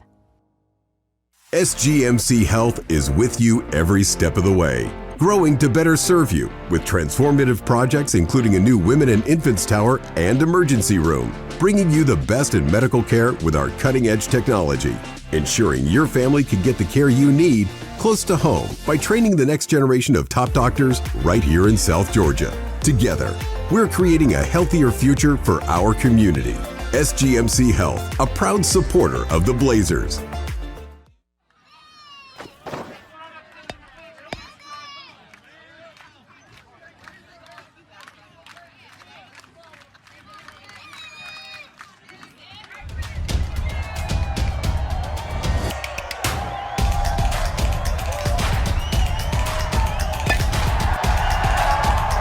Synovus is the bank that helps you step up to the plate for your big league dreams. Get there with Synovus. A Blazer ball with 2 minutes left here in this first half, trailing 21-9 to Lenoir-Rhyne. Again, the visiting Bears making the 481-mile trek, about 7.5 hours from Hickory, North Carolina, here to Titletown today. And so far, so good in the first half. They string this play out on first down for no gain. The Blazers do have 2 timeouts, as do the Bears. It'll be 2nd and 10 as that clock continues to roll. Well, if you're the Blazers, you really don't want to give the ball back here to Lenoir-Rhyne or do anything that could give them a chance to score. So take care of the ball. Depending on what they do right here, they may burn a timeout. Here's stepping up in the pocket. Not a lot of room there to run. And Boyd going to be taken down after a yard, and now the clock indeed will stop. And Lenoir-Rhyne right on cue will burn one of their 2 final timeouts here to stop that clock. So a 3rd and 9 upcoming right here. It'll be interesting to see what happens. Well, since 1976, Hogan's Pharmacy has improved the wellness of our community 1 patient at a time. Their pharmacists and technicians are eager to help you with all your medication needs, from compliance packaging to long-term care services and personalized compounding. Visit Hogan's Pharmacy and see how they can help you live a healthier life today. Once again, we want to say hi to all the folks from Hogan's Pharmacy right here in Valdosta. Appreciate them being part of our live coverage this afternoon on FloCollege. Dave Gardner alongside Taylor Biddle. Needless to say, a big 3rd down upcoming for both sides right here. Little piece of trivia for you. Pate Hogan, our 3rd string quarterback, I believe, and our holder, his grandfather's business started in town. That's why you are money on the spot, man. I tell you what. his father is actually the team doctor too, team physician. So a little bit of trivia right here for you. 3rd down and 9 for this Blazer offense. 2 backs in the backfield. A little extra protection this time to try to give Boyd some time. He's going to fire. He's got a man midfield. Breaks off of a tackle. Watch out.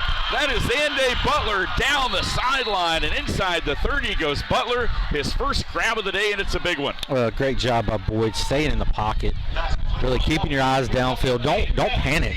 Let your guys get open in space, and Butler did a great job after the catch with that little spin move. And now all of a sudden the Blazers have got their 2 timeouts. Plenty of time on the clock. Good field position. Trying to get out of here with points.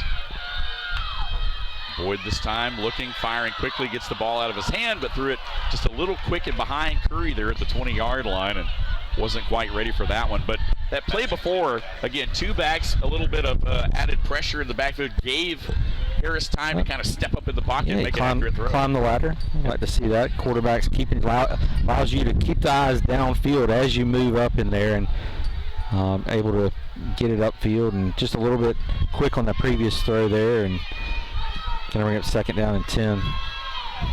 Receivers both sides of the formation, looking down the barrel there. The lone back is Perkins. This time pressure coming, and a cave in, and Boyd will go down back at the 36. And a quick timeout going to be called right here by the Blazers to preserve some clock. With 1:08 left here in this first half, but you can see the pressure coming from the backside, and Boyd never saw it coming. Nah, he just left tackle there, got beat on the play. Morrow got beat there. No, it wasn't Morrow. It was 78. Carlton. Yeah, Carlton got beat there on Florida State transfer. Got beat there on the backside. Brought pressure with 2 guys back there, and they would get home and force a really big, long 3rd down here. 3rd and 19. This defense for Lenoir-Rhyne, as we talked about, Royal, Ferguson, April across the front. Bradburn had the first interception there on that first series. Of course, Watson, Cooper, Santana, the backers there, Turner and Green, the corners. Usry and Whitehead, very opportunistic in the back end there. They've had a sack and a half apiece, so they get in the backfield as well. They like to bring those safeties up. So here is a 3rd down and 20 right here. And maybe a free play right here. Flag does fly. They'll take a shot. And going up between 2 defenders. Somehow or another, the Blazers come down with that football. And what a reception. A flag comes flying in. But that was a great catch by Arnold, who somehow went up the ladder and pulled that one down. Yeah, the hard count there. Got the defense to jump. Rolling on the field as a completed pass. Offside.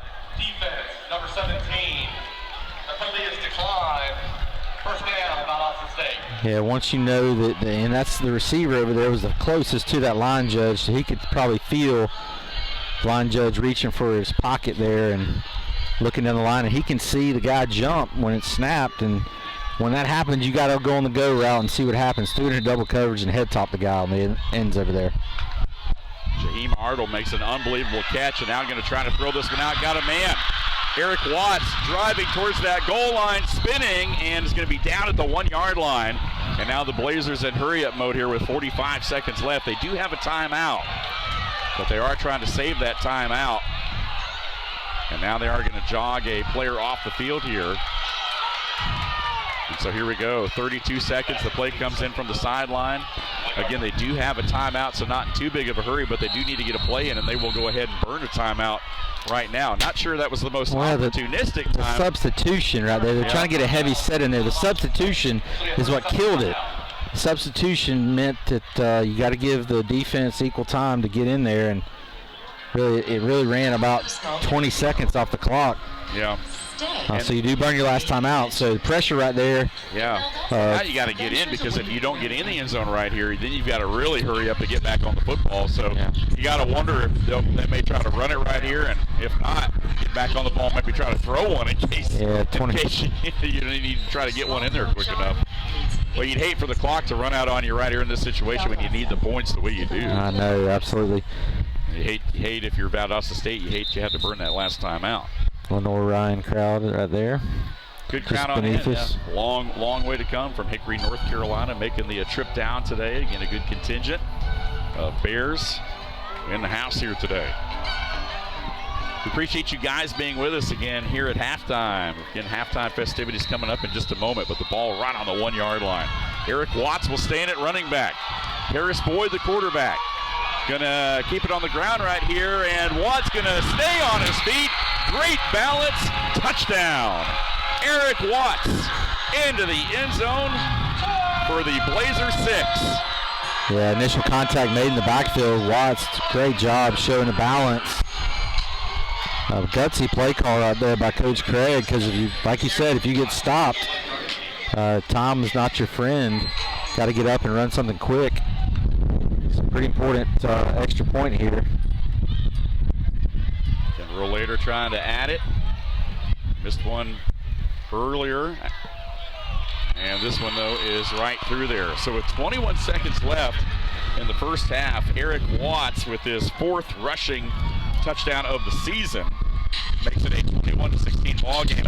How big is that after a pair of Lenoir-Rhyne scores in the last 4 minutes? Well, you said it earlier in the second quarter, towards the end of the second quarter, that Blazers have been able to answer, and those 2 scores were able to not able to answer and be able to come down there. Huge 3rd down play. If you go back to the offsides penalty right there, really gave the ability for you to throw it deep without any consequence, and your big receiver came down with a huge play and put you on the doorsteps and able to stick it in. So nothing crazy here. Don't want to give. Didn't we have a touchdown scored last game with less than 30 or 40 seconds by the opposing team? Yep. Did we? You remember that? I think so. I think Pembroke. So, yeah, you don't want to have anything like that happen here. Get to halftime with positive momentum. You scored last. The kickoff right here. Puts his foot into it. And no return as it lands 7 yards deep in the end zone. So Lenoir-Rhyne with 21.9 seconds showing on the stadium clock here. They do have a timeout, so again, if they decide they want to try to be aggressive here and take a shot, as you see Blaze in the pink out shirt here today, hanging out down there with the cheerleaders and the Valdosta State Red Hots.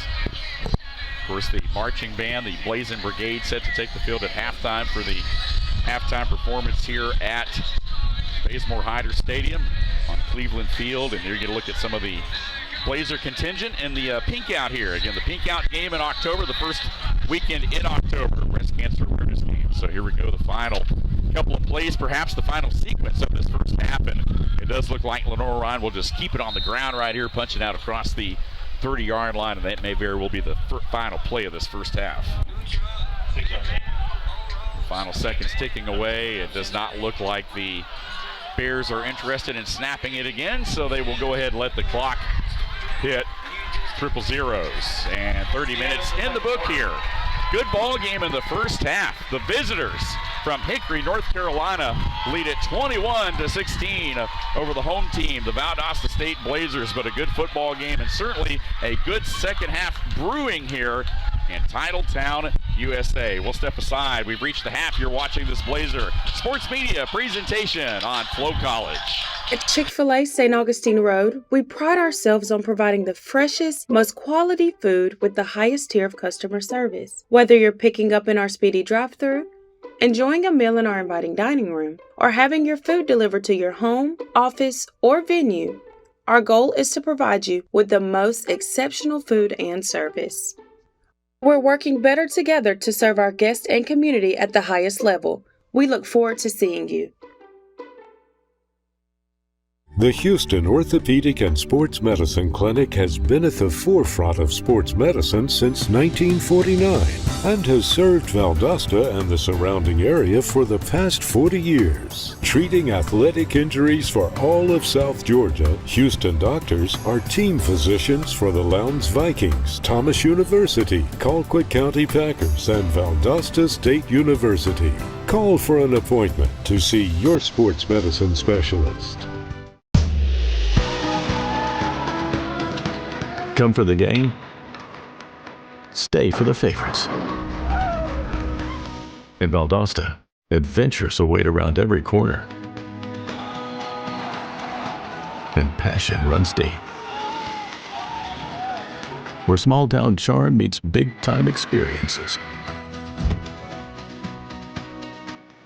and heart-pounding plays lead to heartwarming celebrations. Every day brings something unexpected and unforgettable, creating memories worth staying for. Gather your friends, grab a table, and turn today into a story to tell tomorrow. Because when every second counts, make the most of it and discover everything the city has to offer. Valdosta, stick around for the memories. SGMC Health is with you every step of the way, growing to better serve you with transformative projects including a new women and infants tower and emergency room, bringing you the best in medical care with our cutting-edge technology, ensuring your family can get the care you need close to home by training the next generation of top doctors right here in South Georgia. Together, we're creating a healthier future for our community. SGMC Health, a proud supporter of the Blazers.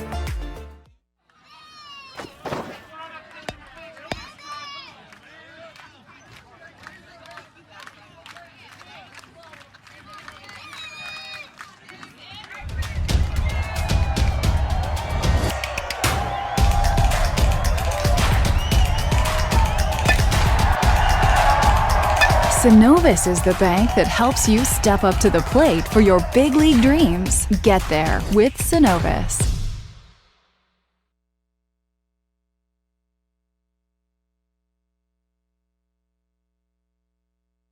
After the Colonel made his hot and spicy wings, he needed the perfect pairing. So he invented the potato. No need to look that up, it's true. The Colonel lived so we could chicken. Backed by obsessive demand, KFC wings and wedges. Hey Blazer fans, Williams Hotel Group is South Georgia's hospitality headquarters with 8 award-winning hotels in Valdosta. Williams Hotel Group has everything to meet your lodging, event, and meeting space needs. Come see us at any one of our conveniently located properties off I-75, exits 16 and 18, or visit us at williamshotelgroup.com. And as always, go Blazers! This is a college commercial, but not like those college commercials. These are real students, real professors offering real help, real roommates. That's her real dog. Those are real national champions. Why don't you just turn around and hug your brother? That's her real brother. That really happened. These are real students, making their families really, really proud. So, in a world of AI and stock footage, here's something that's all real. Valdosta State University. Get ready. MediaCom is now mobile? Well, not just mobile, but a 5G mobile network with reliability you can count on. Really? Just check out this map. Coast-to-coast coverage, plus hundreds of free extreme hotspots. It's an unbeatable network, and we've got some unbeatable prices too. But I love this phone. Easy. Keep your phone when you switch. And guess what? You'll love it even more. MediaCom Mobile. Learn more today. I'm just being myself, cool as can be.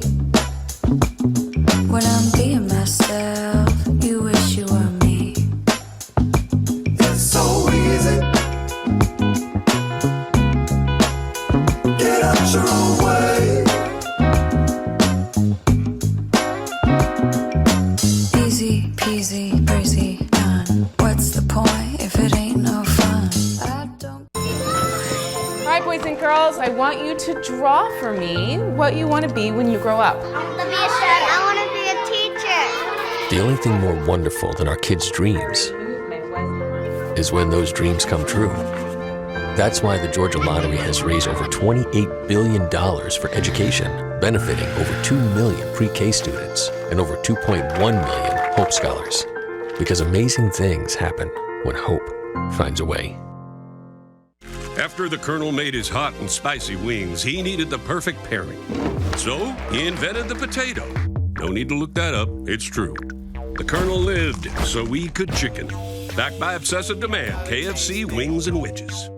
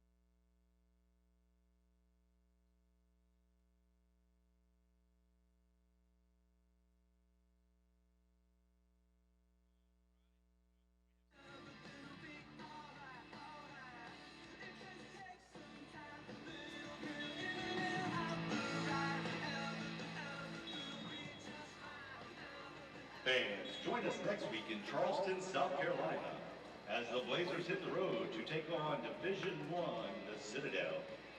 President's tailgate passes are on sale now and include a tailgate pass and game ticket. Back here at Bazemore-Hyder Stadium as we get set for the start of the second half. Dave Garner alongside Taylor Biddle as we get set to rock and roll here again. Temperatures right around 80 degrees at the start of the game today. They've dipped down into the 70s. The clouds have kind of come and gone, but boy, a nice breeze blowing through here today. It feels very almost fallish, certainly for this area, right? Be careful, because it could be up to 90, 95 degrees tomorrow. Yeah, tomorrow. Right. So. In a hurry, yeah. But taking a look back at that first half, partner, again, you see the score there, 21-16. The score at halftime as we're 2 minutes now from the second half kickoff. And taking a look back at some of the numbers in the ball game, what does the statistics story tell here today? Yeah, Harrison 13 of 24. He has really the tail of the tape really is the 3 interceptions that he's thrown.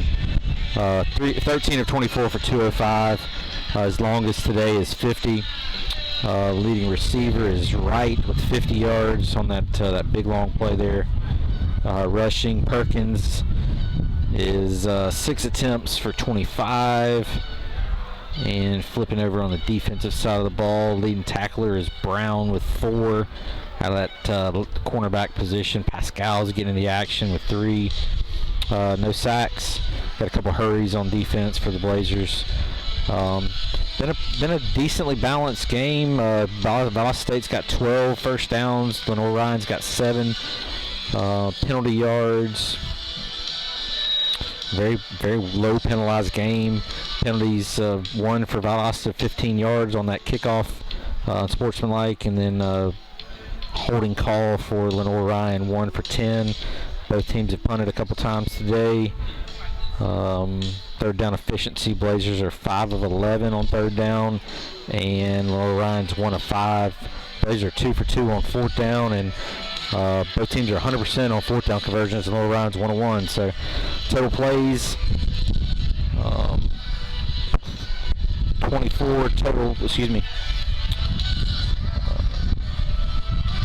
My iPad just fumbled around a minute. Yeah, give me a second. Wind Sorry. is grabbing it with you right here. Yep.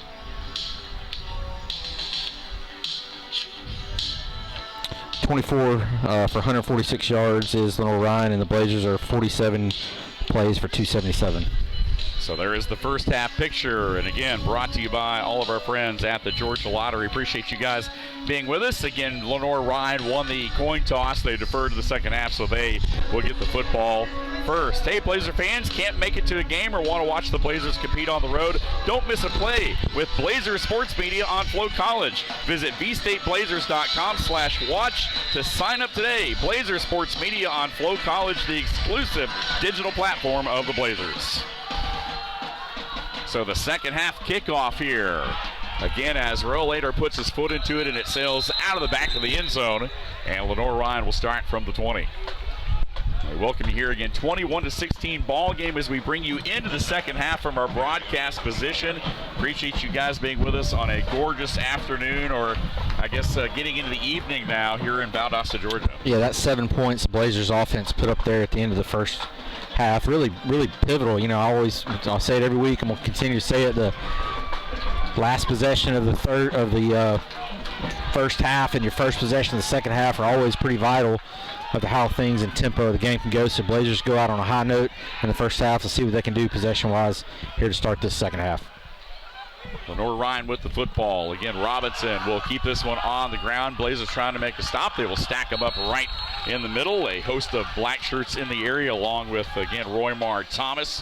One of those guys getting in there that time and mixing it up.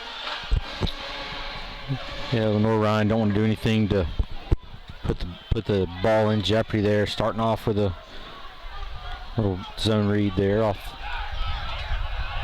the left side. It's again a pistol formation this time. A receiver in motion. Again, they'll bring him across. Once again, another run into the middle, right to the 30-yard line. Maybe a gain of a few, but the Blazer defense, that 2-2-9 defense, will force a third down attempt right here from Lenoir-Rhyne, and you got the feeling this is a pretty big opening drive here for both teams, especially for Valdosta State, after trailing most of this ball game and trying to get the football back here.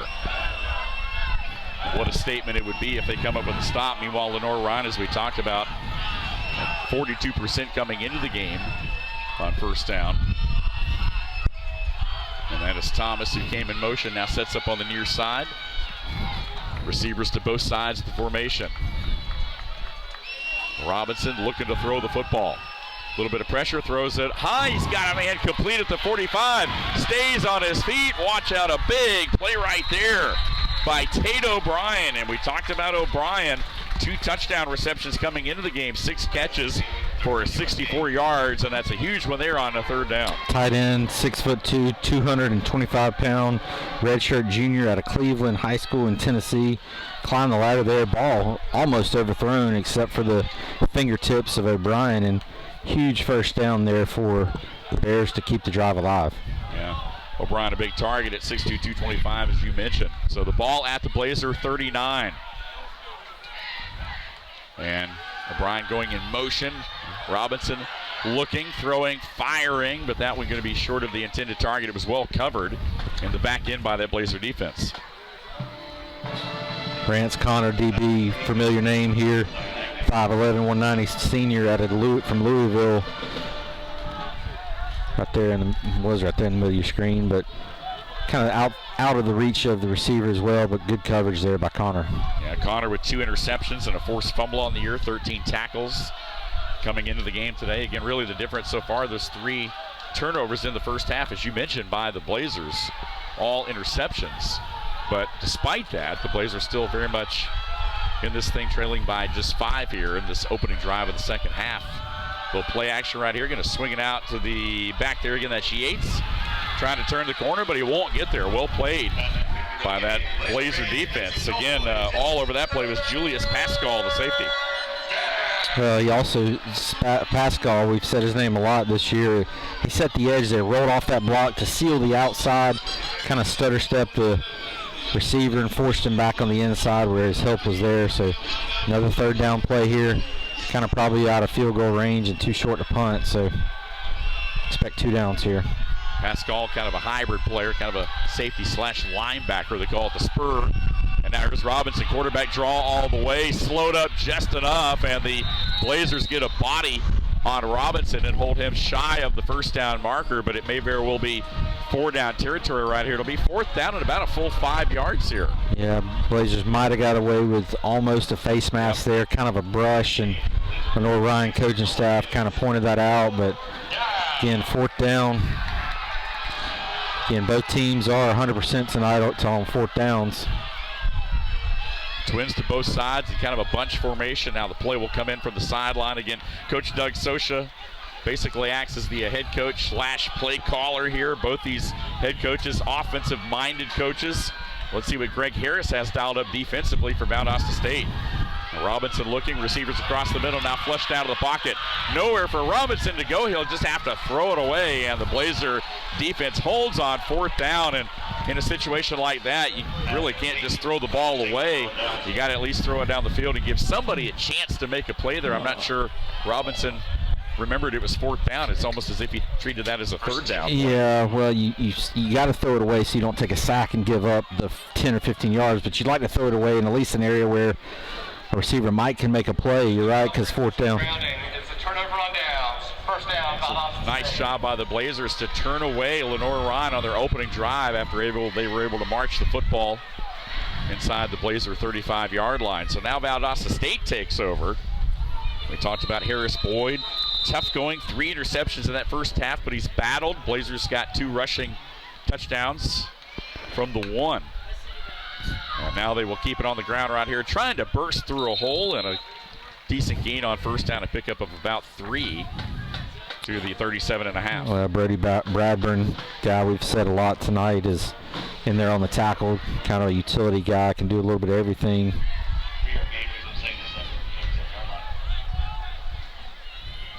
Going to step in right here, allow for a substitution.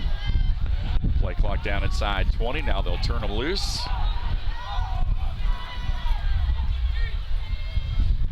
That's Wandu in motion to the tight end. Watson there, they're going to swing it to him.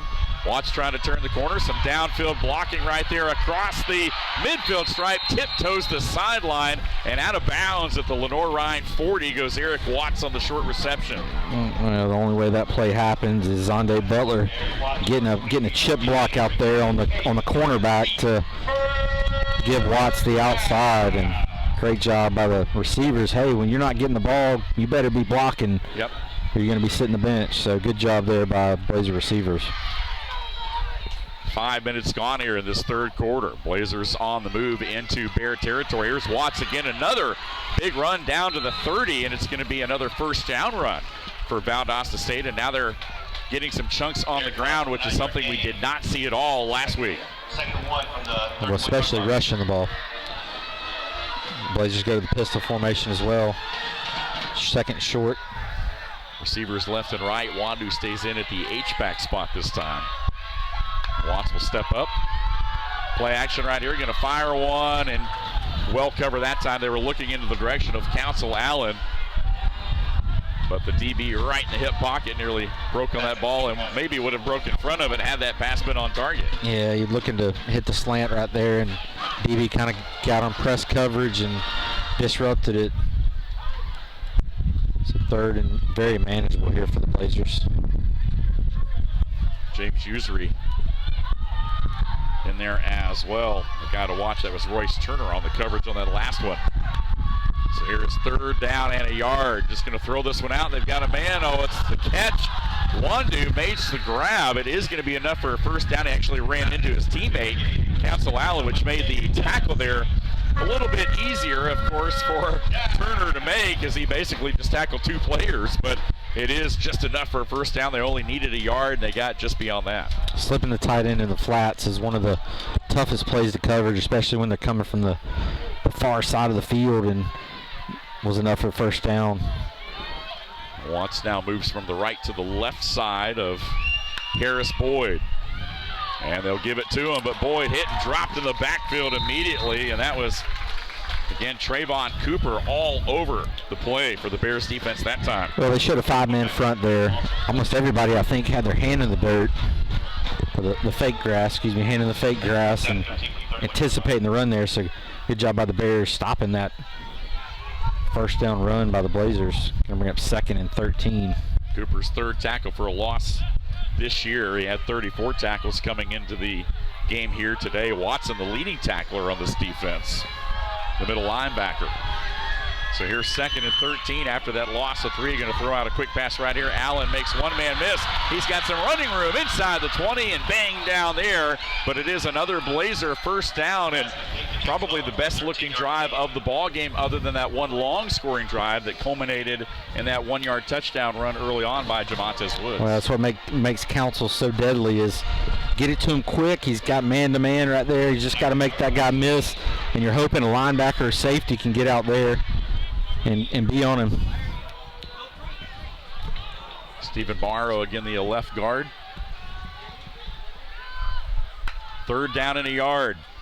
Straight ahead, Woods, first down run as he slams his way inside the 15-yard line, and once again, the Blazers will move the sticks. 5-yard gain brings up a KFC first down.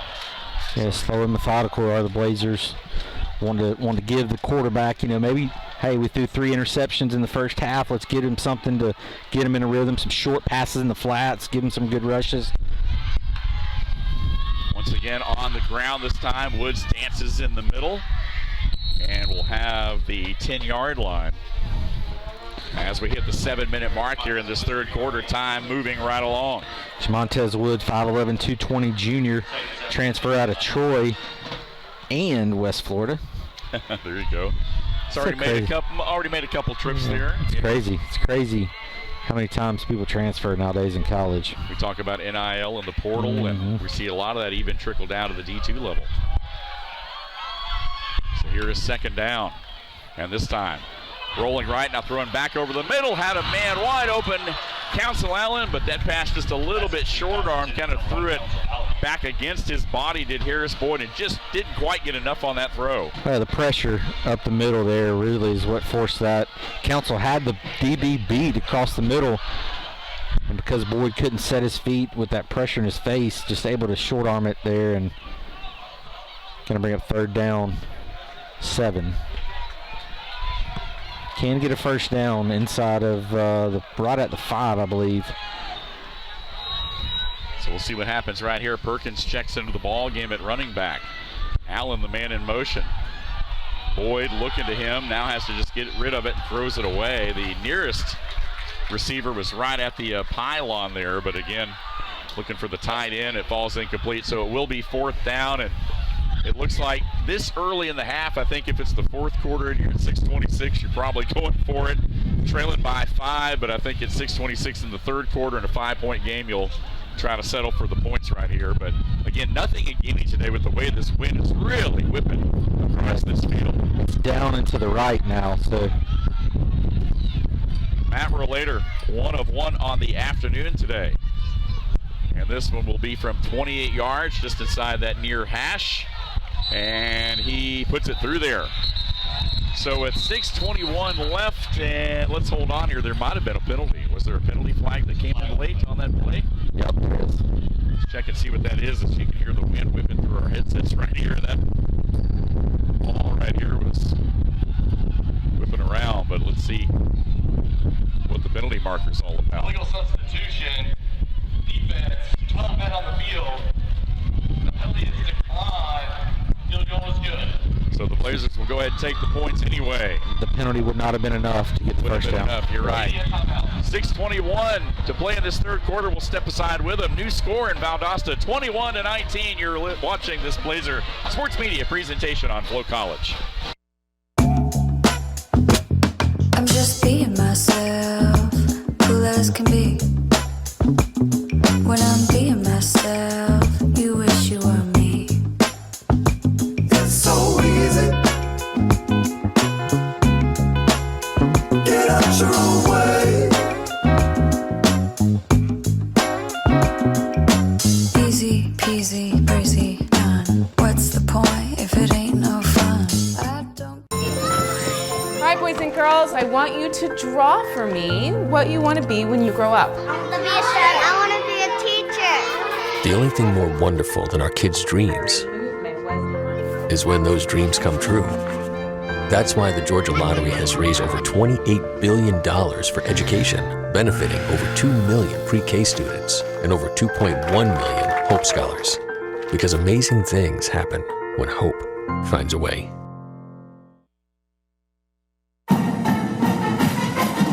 Hey Blazer fans, Williams Hotel Group is South Georgia's hospitality headquarters with 8 award-winning hotels in Valdosta. Williams Hotel Group has everything to meet your lodging, event, and meeting space needs. Come see us at any one of our conveniently located properties off I-75, exits 16 and 18, or visit us at williamshotelgroup.com. And as always, go Blazers! After the Colonel made his hot and spicy wings, he needed the perfect pairing. So he invented the potato. No need to look that up, it's true. The Colonel lived so we could chicken. Backed by obsessive demand, KFC wings and wedges. Blazers inching closer. They get another field goal from Matt Relator, his 2nd of the afternoon. He's 2 for 2. And the Blazers pull back within a pair here at 21-19 as they get set to boot it away to the Bears. Relator will put the footer, I believe that's Edens who puts his foot into it. And this one will sail deep and out of the back of the end zone. Well, the Valdosta State Club, the V-State Club, is the official fundraising arm of the Blazers. Members of the V-State Club support student athletes, enjoy exclusive benefits, access exclusive VIP experiences, boost team success, and increase community impact. Be a part of a winning team. Visit vstateblazers.com/vstateclub and join today. So again, Lenoir-Rhyne now back on the field as the Bears try to answer. They scored twice inside the final 4.5 minutes of that second half, but just can't shake the Blazers today as this game remains tight. So Kamani Robinson back to work right here. Going to throw the pass, a little tunnel pass right here, and all kinds of running room into the middle of the field. Watch out. Blazer 40 and more. Finally out of bounds goes Songa Yates. And Yates with the field flipper on the first play from scrimmage on the other end, and it's a big one for the Bears. Yeah, tunnel screen right there is deadly sometimes if you get it in the right guy's hands, and it's exactly what the Bears did.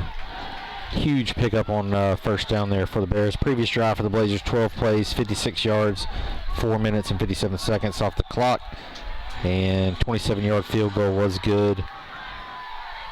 Bring the score 21-19. This time they'll keep it on the ground. Boyd straight ahead, drives the pile for a few. Down to the 31. 42 yards on that pass play. That was a big one right there, as we talked about. Just found the man open across the deep middle. And again, Yates was able to do the rest. He's had a couple big ones here today, including that 46-yard touchdown reception at the 4.5-minute mark there before the first half ended. And again, that was one that really put the Bears back in front and kind of gave them the momentum, and then they added another one a couple minutes later. But the Blazers were able to add one with 21 seconds left in that second quarter to stay in it. They've since kicked a field goal to make it 21-19. Here's a quick little hitter, but to the ground, just lost his footing to Dustin Thomas. And the Blazers made sure he went down right there. So maybe a loss of 2 on the play. And so now all of a sudden it's back to a third and close to 10 yards. Yeah, Ricky Ransom in there on the coverage. 5'11", sophomore out of Midway, Florida. But another example of the field slippage there. Feel like he might have been able to make the DB miss there, but anyway, a little bit of loss there. Going to be third down and long 9. Big chunk play needed right here. Blazers trying to bring some pressure. Getting in there, and Robinson is hit and will go down. Back at the 37. Pressure from the edge, and a late flag comes flying in as well, but pressure from the backside there from Nick Mercer and this Blazer defense. But let's check the penalty marker. Yeah, the offense appears to be Play is over. Personal foul. Offense, number 65. Unnecessary roughness. Yeah, offensive lineman there didn't like what was happening there, but great play there by the Blazers. He was kind of pushed down, was Mercer on the pressure there, slipped, kind of got up, and because of the dancing in the pocket there, but Robinson was able to make the tackle there for a huge loss, and then the penalty backs it up, force a punt. Yep. Any thoughts they had, and probably outside of field goal range anyway, as we talked about, but nonetheless, any thought you had of that certainly wiped away now because of that penalty. And so after what looked like a promising drive for the Bears, it stalls, and then of course the penalty yards as well. A good snap right there. Stuart Simmons will try to pin the Blazers deep. Hall will just back away from it, as do the rest of the Blazers. And it will take a roll up back to the 16-yard line, and that's where the Blazers will set up shop with 3:50 to play here in this third quarter. Still trailing by 2, but this game tightening up right here, and it's everything that we had thought and hoped it might be between two teams that have a little bit of history. As we mentioned earlier, this is the first regular season meeting between these two. The previous 3 meetings were all in playoffs. Yeah, and Lenoir-Rhyne Bears put the Blazers out of a playoff run in the quarterfinals. Sammy's second year starting quarterback. 2 years ago, Sammy's second year. So Lenoir, with showing the schedule, how hard it is to schedule games, this game's now a regular season game. We'll talk a little bit about the South Atlantic standings in a moment. But the Blazers back to work right here. They've got an H-back. They'll keep it on the ground.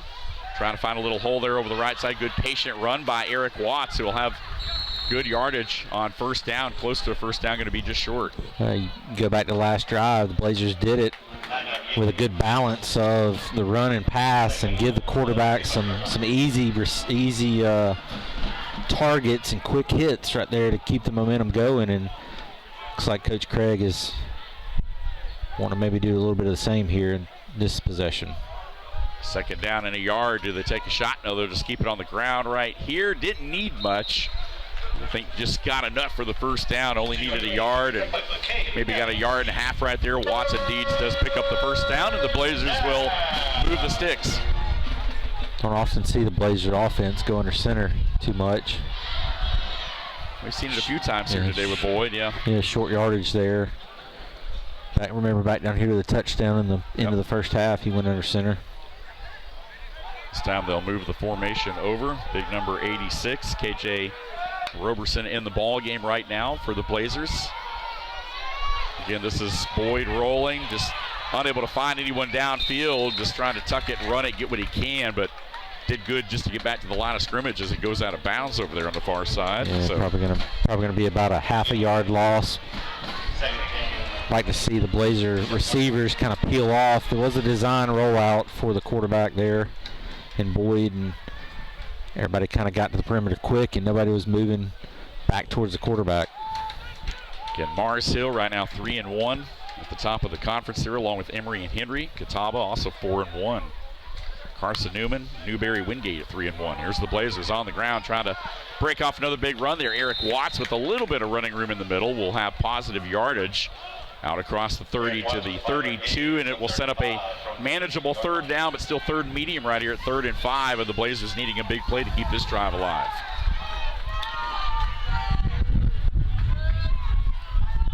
Let's see what they dial up right here again.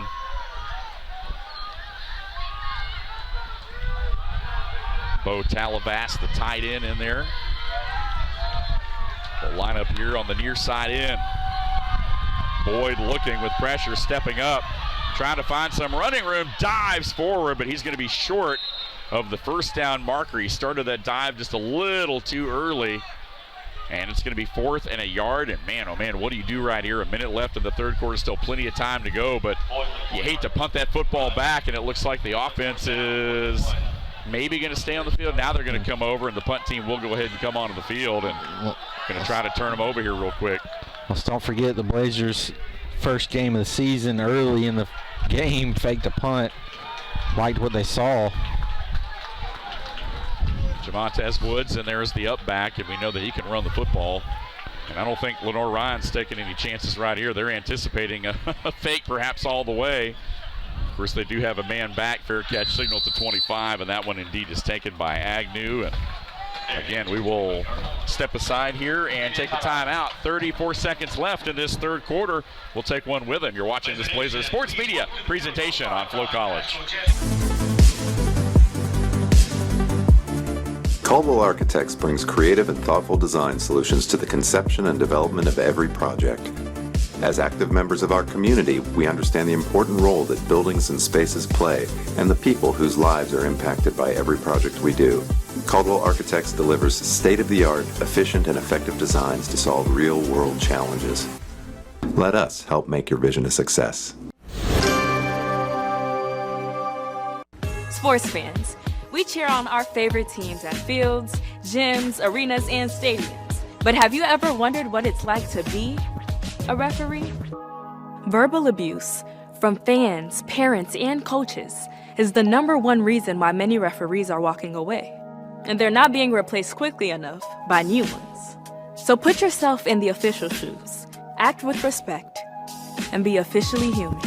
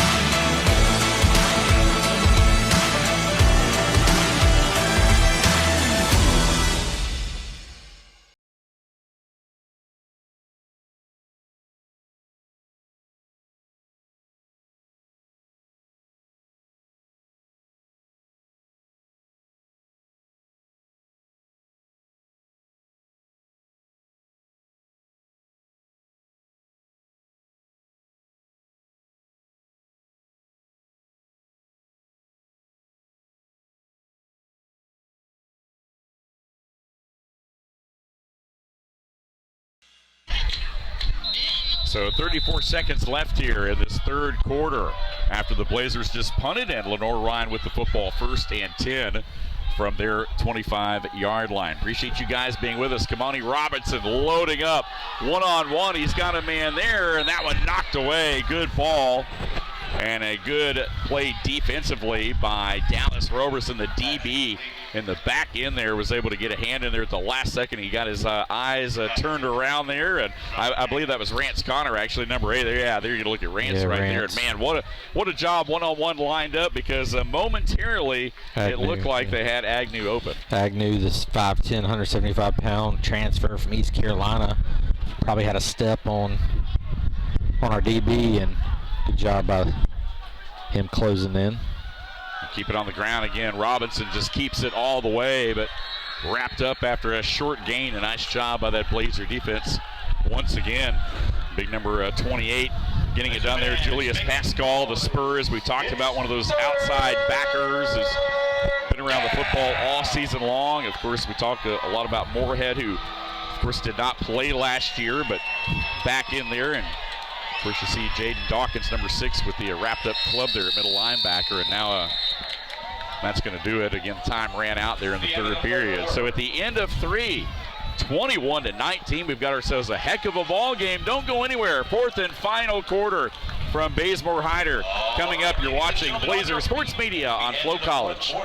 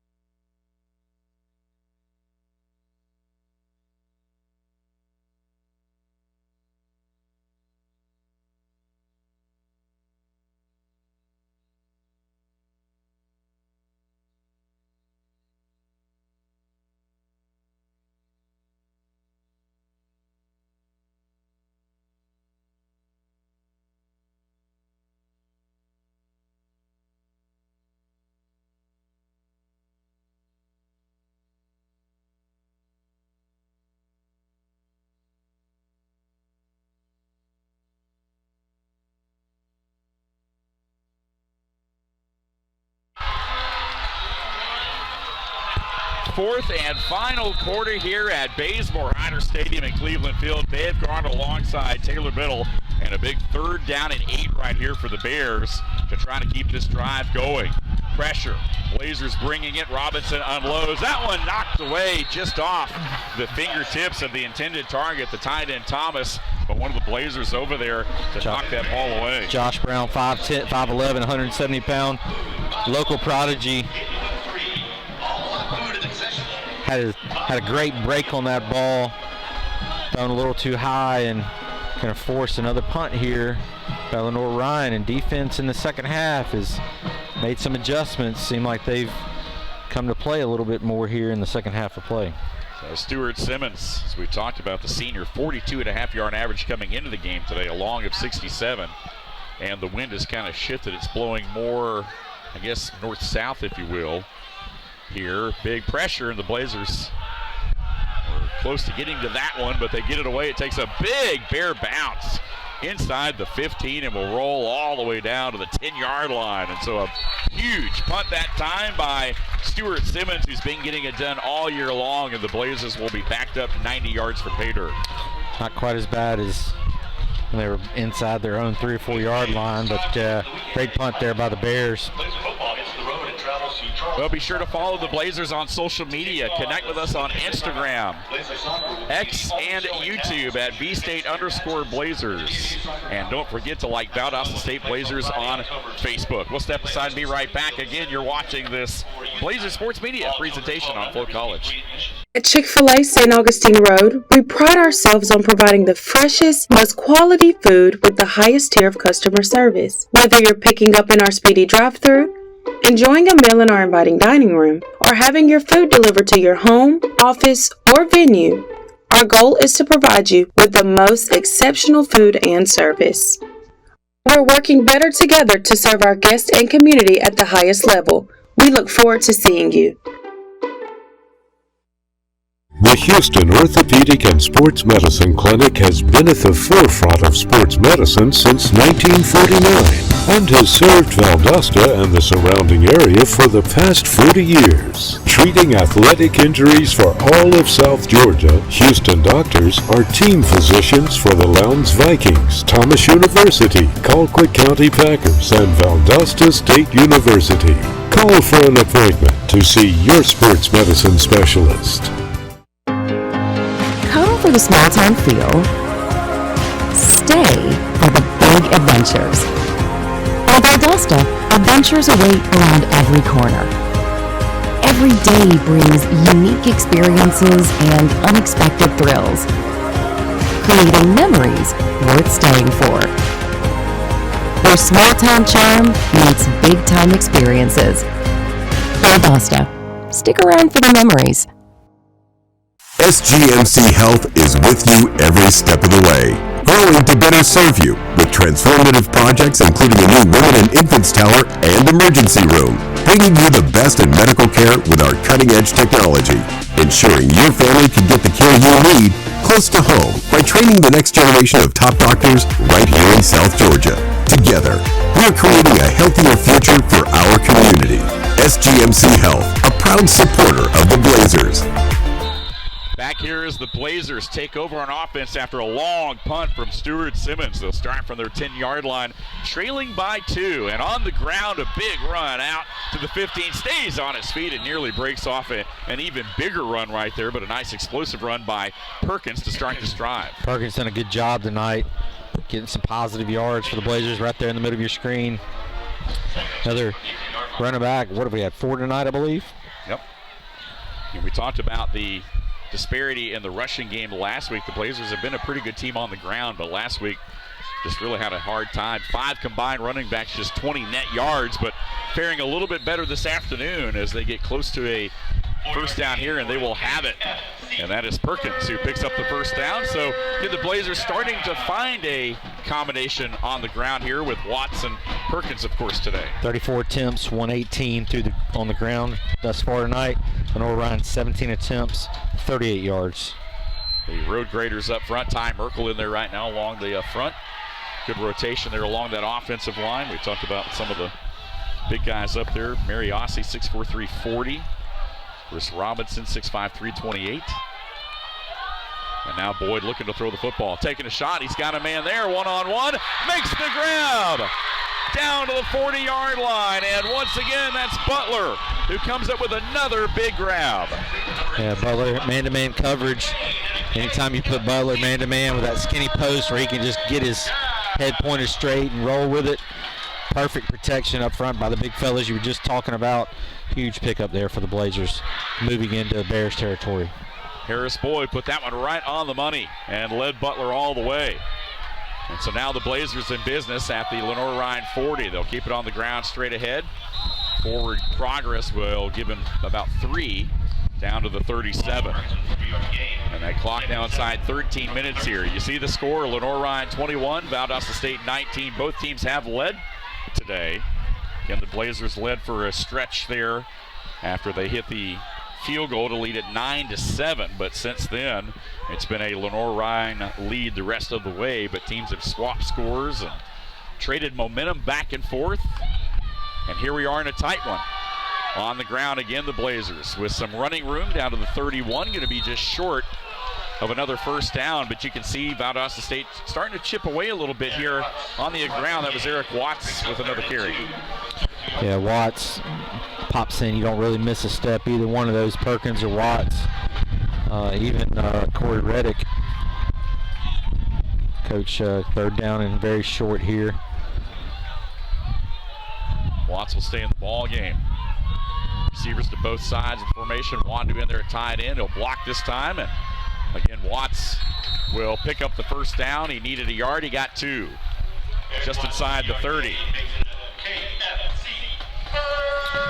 So Blazer offense needs to make sure to protect the ball here, and let's make sure we give our young quarterback throws that he knows that he's got a good chance of completing, get him in a rhythm again. Another running back into the game for the Blazers, number 5, Woods. And this time they will keep it on the ground. Woods trying to bounce off a couple of tacklers, but won't get away, and a nice job by the Bears defensively. Some big hosses there along the front. Again, Carnell Ferguson, big number 95. Of course, we talk about this defense. Ferguson, a tackle for a loss coming into the game. Give him another one right there. Brody Bradburn in on the stop as well. Guy's name we called a lot, 6 foot, 230-pound sophomore. Really wreaks havoc in the backfield for an opposing offense. So that loss will set up a 2nd and 15. A loss of 5 yards on that last play, and now Boyd rolling right, setting up. He's got a man there. He's open. Makes the grab inside the 10-yard line. Council Allen sets up 1st and goal for the Blazers. Speedy Council Allen able to really run a corner route there and got a huge gap there from the DB and safety, and good job by Boyd, our quarterback, setting his feet, making a solid throw. Blazers are going to be 1st and goal just inside the 10. 10 minutes to go here in the ball game. Blazers trail by 2, but they do have a 1st and goal into the middle. Breaking off of tacklers, a great second effort, and a touchdown. Wow, what a run that time by Austin Perkins, who punches it in, and the Blazers lead it again. Yeah, Perkins in there. So we're going for 2. Need to go for 2 here. You already got a field goal differential, so you might as well go for 2. How about the tandem of Watson Perkins today? Those two have provided a nice little 1-2 punch for the Blazer ground game. So the Blazers lead it 25-21. They will indeed go for 2 to try to make it a 6-point ball game right here. And so now Lenoir-Rhyne with the late defensive substitution, but they'll hold it up right here. And again, the play clock at 2. They'll try to snap it. They do just before it hits 0. Boyd scrambling, looking for a receiver. Backs up, now fires in the end zone. He's got a man there, and that one is intercepted in the end zone. And a nice job right there to catch it at its highest point was Royce Turner Jr., who picks off the 2-point play. But nonetheless, the Blazers do have a lead. 25-21, 9:54 to play. We'll step aside. You're watching this Blazers Sports Media presentation on FloCollege. Caldwell Architects brings creative and thoughtful design solutions to the conception and development of every project.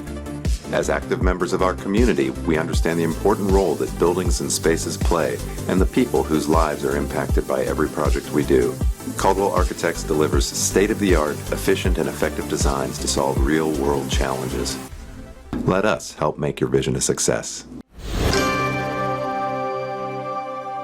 Sports fans, we cheer on our favorite teams at fields, gyms, arenas, and stadiums. But have you ever wondered what it's like to be a referee?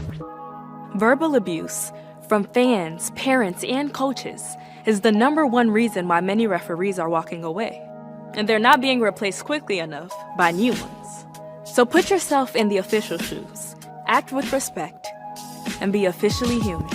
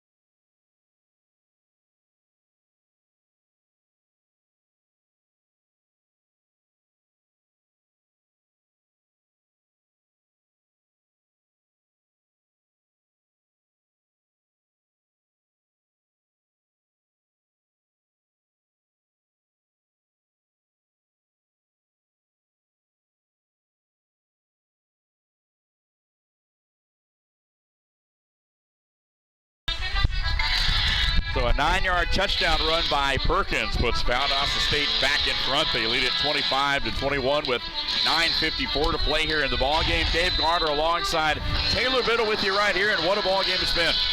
Yeah, it's been fun. Been back and forth. Defense early for Lenoir-Rhyne was pretty stout, and offense as well. And Blazers' offense kind of struggled a little bit in the first half, and defenses really came on strong. The offense has done well in the second half as well. Ethan Edens will put his foot into it. This one will be returnable from the 5 by Boyd, who's trying to work his way back to the middle. Sidesteps one Valdosta State tackler, but will take it out across the 20 before he's wrapped up there. So here we go. Again, appreciate you guys being with us right here. The Blazers softball team is set to host their inaugural pickleball tournament on October 18th at McKee Park. The tournament for players of all levels will feature 3 divisions, prizes, 50-50 raffle, and more. Visit the Blazers softball social media channels for more information and to register.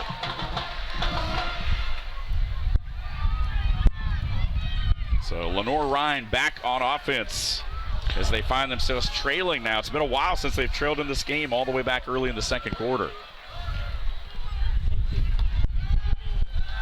And here's Robinson, goes back to work. He's got a man open, makes the grab up across the 30. That's Agnew against Zion Agnew, as we talked about up top today. The leading receiver coming in for the Bears today is not disappointed. Last drive for the Blazers, 10 plays, 90 yards, 4 minutes and 47 seconds off the clock.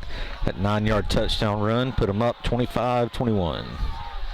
A lot of scoring back and forth here today. Of course, we'll try to recap it as best we can as we go through this final 9 minutes. It's been a pretty fast-paced game for the most part. Blazer defense trying to ignite the crowd. First down and 10. And this time on the ground, Boyd trying to spin out of a couple of tacklers there. Picks up a couple of hard-fought yards, getting what he can up to the 38. Second down upcoming. Well, the Bears, you're not in any hurry here. Plenty of time left. Clock's not an issue at this point. You just you've got some unanswered points here in the second half that they're wanting to try to answer, and if they do, it'll be either cutting into that lead or taking the lead. Both teams have all 3 timeouts. Robinson looking to step up. He's going to be hit and dropped behind the line and back at the 34 as the pressure came caving in once again. And that was Mercer who led the charge. 6'1", 236-pound senior transfer out of Georgia Southern. Brought the pressure there and going to bring a big third down for the Lenoir-Rhyne Bears. Blazers with a wholesale substitution across that defensive front. Big 92 Mark Robinson, who we've talked a lot about, is up there now. It's 3rd and 11. Robinson again under pressure, steps up, trying to find some space. He's got a man complete, first down across midfield and just into Blazer territory. And the reception there, again, number 20, Courtney Watson, the one stepping in there and making the grab. Yeah, you want the receiver against linebacker combination, and that's exactly what they had there, cutting across the field. Blazer linebacker number 44, Aaron Willis, just couldn't keep up, and Bears just crossed midfield into Blazer territory. Newburn right there, actually number 20, the receiver. We were looking at the defensive number 20. Again, they first double up there, but it is a first down nonetheless. Now Robinson again, this time with time, now being flushed, and we'll just have to throw this one away. Again, good coverage in the back end by the Blazer defense, and Robinson just had nowhere to go with the football. We've seen that several times here today. Yeah, outside the pocket, and it made it beyond the line of scrimmage, so no worries of intentional grounding there, but pressure, hey, pressure makes diamonds, but it also bursts pipes. So this kind of pressure here on defense is the ones that burst pipes for you. Let's see what Blazer defense can draw up here. Ball right at the Blazer 48, just to the plus side of midfield for Kamoni Robinson, who changes the play here at the line. Receivers to both sides of the formation. Robinson again sets up, fires, got a man there, and makes the catch. And they're going to give him the Blazer 30-yard line, and a late flag. 2 flags come flying in right in front of the Blazer bench as the receiver came down with that football. And again, that was Dustin Thomas, that tight end. He, of course, was over in the area along with Tate O'Brien. Both of those guys very active today in this offense. It's going to be extracurriculars. Hopefully it wasn't a flop. They got it. And you see Graham Craig, head coach, right there on the field as well, just within earshot of the officials here today. Again, Charles Olson, our referee. Jonathan Tarantino, the umpire here today. And again, everyone kind of talking right here, trying to sort all this out. Looks like it's going to be on Lenoir-Rhyne after the first down was achieved, though.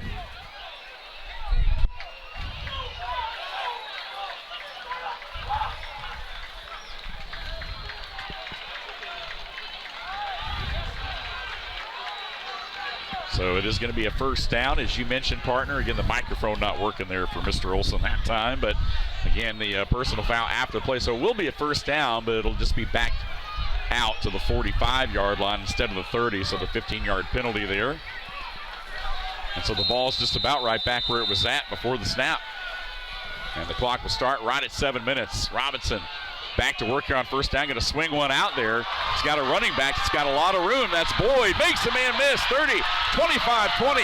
Stays on his feet and finally taken down inside the 15. But what a job right there once again by Alex Boyd. Sometimes when you get the pressure up front, you get the DBs with their back turned to you on coverage, you can throw it in the flats and then you make one guy miss and it's off to the races, and exactly what happened there. So Lenoir-Rhyne's going to be 1st and 10 inside the 15 here, trying to close the gap of this lead. Blazers clinging to 25-21. Pistol formation right here. Boyd will stay in at a running back, and they'll hand it to him. Hole over the right side, but it closes quickly, and not much there at all. And now, you know, you're down to the 6-minute mark here in this ball game. You're in the fourth quarter now with 6 minutes, not the third quarter, so there is a Blazer down at the 15, and the clock will stop.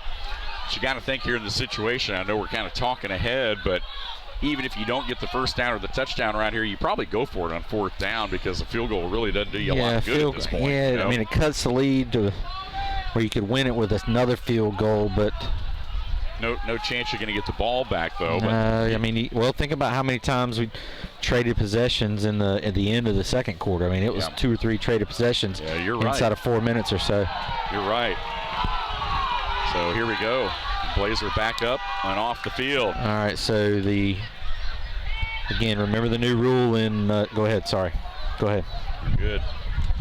Join the Lady Blazers basketball team for a fun night of bowling on Tuesday, November 4th at 6 p.m. at Jack's Bowling Lanes. Again, bowling with the Blazers will consist of 3 tournament-style games. Each team will be coached by a member of the women's basketball team. A lot of fun. Visit the Lady Blazers social media channels for more information and to register. So the new rule in college football, if you have a defensive injury after the ball is set, it is a charged timeout. Now, the ball had not been set on that play, so that's why there's no timeout being charged.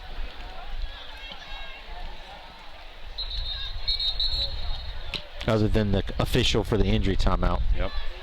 So they'll bring him back out right here. We talked about the South Atlantic standings a little bit earlier, a very tight race between the teams in that league there. Again, there are 5 teams in the South Atlantic Conference right now, the Gulf South with just 4 teams, and so a lot of crossover games between South Atlantic Conference and Conference Carolinas this year for the 4 Gulf South Conference teams.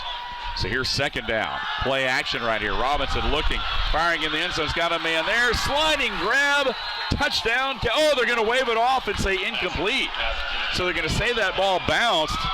And you can see the expression right there from Zion Agnew. He felt pretty confident that ball was caught, and he is lobbying his head coach, Doug Sosha, to throw the flag right here and challenge that play. And from our vantage point, it looked like Agnew may have gotten his hands under that one. Yeah, he was wide open, streaking across the back of the end zone, kind of middle of the end zone, coming from the left side, so it's hard to get the coverage there by the safety, but kind of a bam-bam play. I agree, he might have got his hand underneath it, but anyway, coach is finally throwing the flag.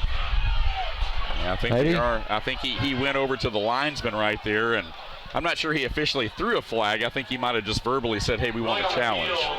Of an incomplete pass been challenged by Lenoir-Rhyne. Previous play under review.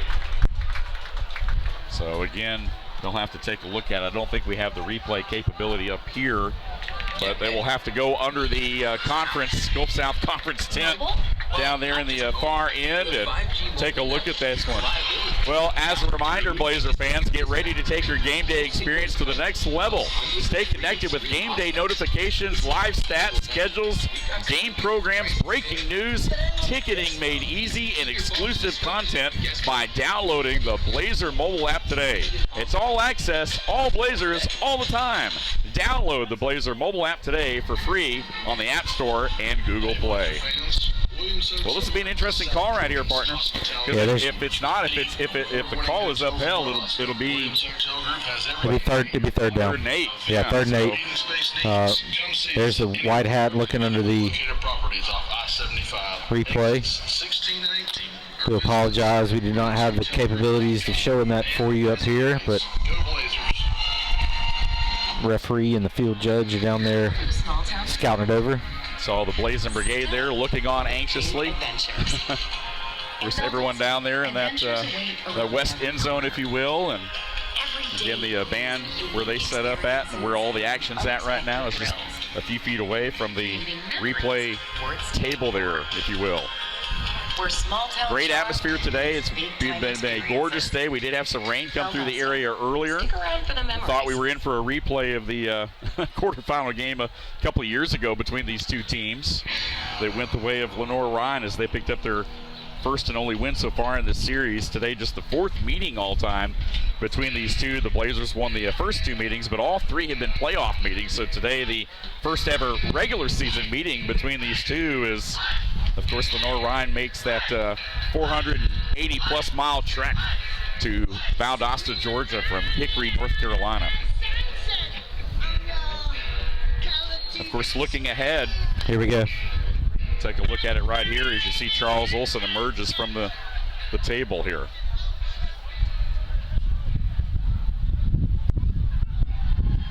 After review, the ruling on the field of an incomplete pass is upheld.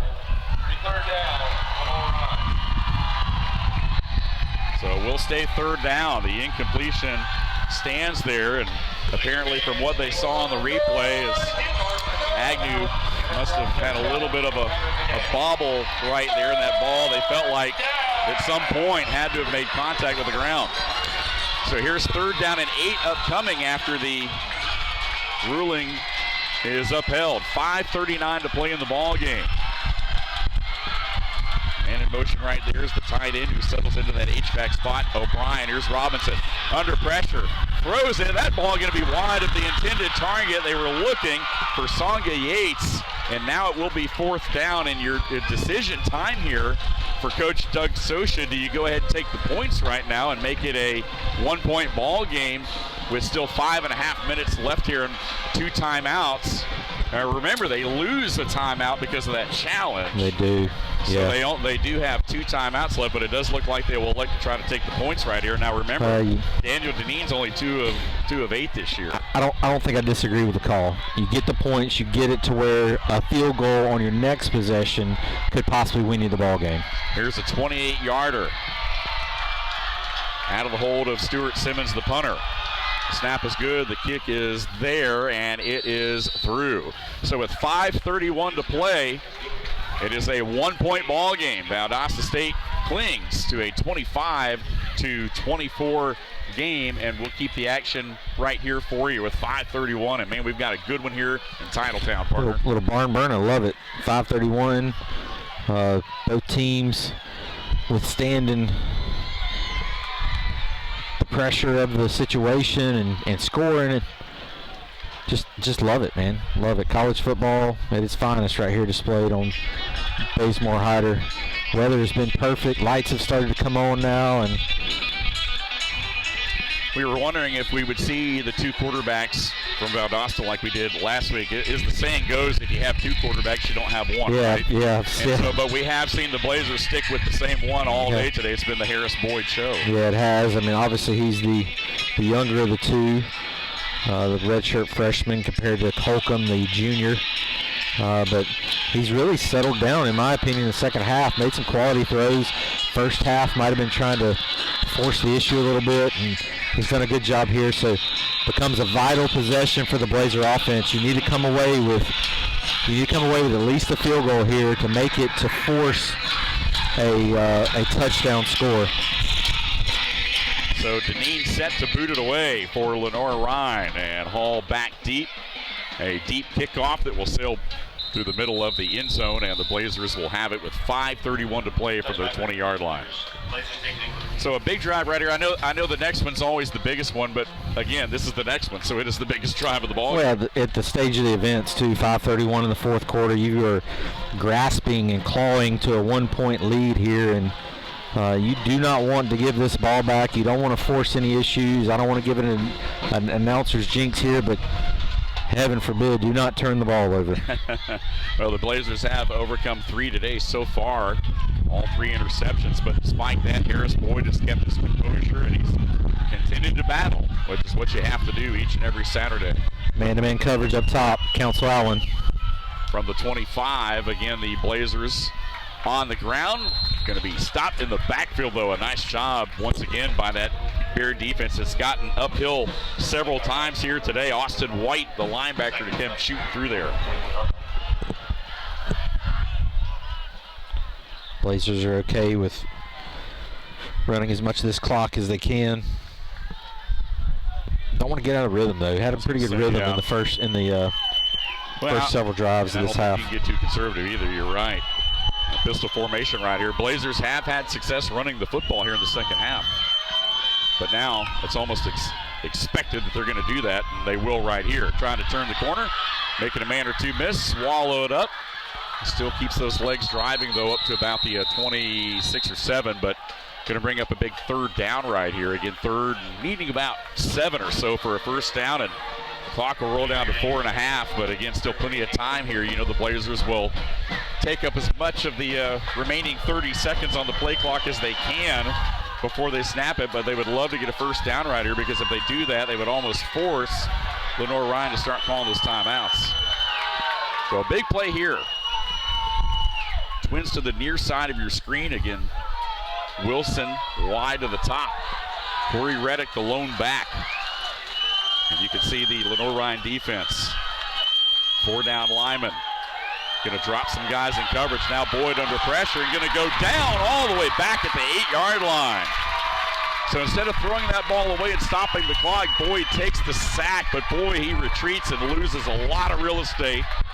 And now the clock will roll here, but the Blazers will be punting from their own end zone, and Lenoir-Rhyne will just about have the ball in field goal range after any kind of a return here.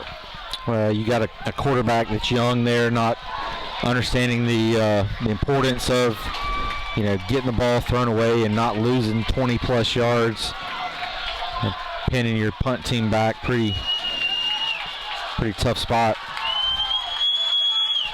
And here is the lefty who gets it out of there. It's a low line kick, takes a nice little Valdosta Blazer bounce into Lenoir-Rhyne territory, and that's really what the doctor ordered right there, down at the 47. So 3:07 to play in the ball game. 2 timeouts plus the 2-minute timeout for Lenoir-Rhyne, so they have plenty of time to get into field goal range if nothing else. And now it's on the Blazer defense to try to make a stop in this ball game. Well, and they've done a good job in the second half coming up with big plays, and they're going to be forced to do it here because you're only about a first down or 2 away from being into field goal range right here at midfield. So see if we can get some pressure dialed up and get some negative plays. The lights are on here at Bazemore-Hyder Stadium as the sun starts to set.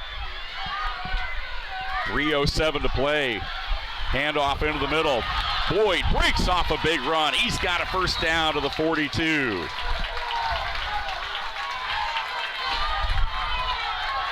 Alex Boyd has been getting it done on the ground today for Lenoir-Rhyne. And the clock goes inside 3 minutes. Again, a pink out here at Bazemore-Hyder Stadium today. Fans from both sides on their feet. And cheering them on in this big D2 contest here today. Here's Boyd again. And won't have a lot of room this time. He does kind of back into a couple of yards there, down to the 40. And get some positive yardage there to set up second down. The clock will continue to run right here, and we will just about get to the 2-minute timeout. We'll see if Lenoir-Rhyne lets it run all the way down or if they'll try to maybe get off one more snap. You got to anticipate the hard count right here to see if they can pick up a cheap 5, but it doesn't look like they're going to snap it again. And indeed, they won't. And we have hit the 2-minute timeout in this ball game. It is coming down to the wire. Let's step aside. You're watching this Blazer Sports Media presentation on FloCollege. This is a college commercial, but not like those college commercials. These are real students, real professors offering real help, real roommates. That's her real dog. Those are real national champions. Why don't you just turn around and hug your brother? That's her real brother. That really happened. These are real students, making their families really, really proud. So, in a world of AI and stock footage, here's something that's all real. Valdosta State University. Get ready. MediaCom is now mobile? Well, not just mobile, but a 5G mobile network with reliability you can count on. Really? Just check out this map. Coast-to-coast coverage, plus hundreds of free extreme hotspots. It's an unbeatable network, and we've got some unbeatable prices too. But I love this phone. Easy. Keep your phone when you switch. And guess what? You'll love it even more. MediaCom Mobile. Learn more today. The Houston Orthopedic and Sports Medicine Clinic has been at the forefront of sports medicine since 1949 and has served Valdosta and the surrounding area for the past 40 years. Treating athletic injuries for all of South Georgia, Houston doctors are team physicians for the Lowndes Vikings, Thomas University, Colquitt County Packers, and Valdosta State University. Call for an appointment to see your sports medicine specialist. For the small town feel, stay for the big adventures. In Valdosta, adventures await around every corner. Every day brings unique experiences and unexpected thrills, creating memories worth staying for. Where small town charm meets big time experiences. Valdosta, stick around for the memories. 2 minutes left here in the ball game. Valdosta State 25, Lenoir-Rhyne 24, but the Bears with the football and 2 timeouts from the Valdosta State 40. Dave Garner, Taylor Biddle back with you. Kimoni Robertson looking to pass, now under pressure. The Blazers have stepped it up here in the second half, and Robinson will have to dip out of bounds, but he actually lost a couple yards there, and so a big full 3rd and 10 upcoming right here. Yeah, pressure up front. We didn't have to bring any extra. The 3 or 4 man front we had was able to get to Robinson and really disrupt. Great coverage in the secondary too by the Blazer defense. The absolute biggest 3rd down of the game tonight is upcoming for the Bears. Well, it's 2 down territory regardless. It is. Even if they don't get the first down right here, they can't not get the first down and be in field goal range. So again, 2 plays upcoming. Bears are 3 of 11 in 3rd down efficiency thus far tonight. Man in motion across the formation, trips to that side. Robinson, see if the Blazers trying to get to him, bringing pressure across the middle. That one caught. Nearly knocked away, but then caught in a big first down inside the 20-yard line. Man, that ball on a rope to Antonio Lindsay. And one of his first grabs of the afternoon, but it couldn't have come at a bigger time. I thought Josh Brown might have been able to make the dive and tip of that ball, but just a little bit about a step late. So the Bears right now want to keep this ball centered on the field, milk as much clock as they can. They're definitely within field goal range now. And now the Blazers will have to start thinking about burning their timeouts here. Again, on the ground, they corral him, no game right there, and let's see if the Blazers start working their timeouts, and they will. They'll go ahead and burn their first right here before the second down play with 1:20 left. Well, again, Blazer fans, your child can celebrate their birthday with a Blazer Birthday Bash during any Blazer home athletic event. The Blazer Birthday Bash includes admission for 10 kids, 2 adults. a reserved party area, and cupcakes. Your birthday boy or girl will have the opportunity to meet Blazer student athletes and participate in pregame festivities. For more information and to book your child's birthday bash, call 229-333-SEAT. That's 229-333-SEAT. And book your Blazer birthday bash today. Well, partner, it's on the line right here with a minute 23. Both teams have 2 timeouts left, but it's the Blazers who will have to burn through theirs on this sequence. They will, and I don't see the Bears doing anything here when it comes to passing. They're definitely within field goal range, so I mean they could even take 2 knees here. It is second down, so they could take 2 more knees and then kick the field goal.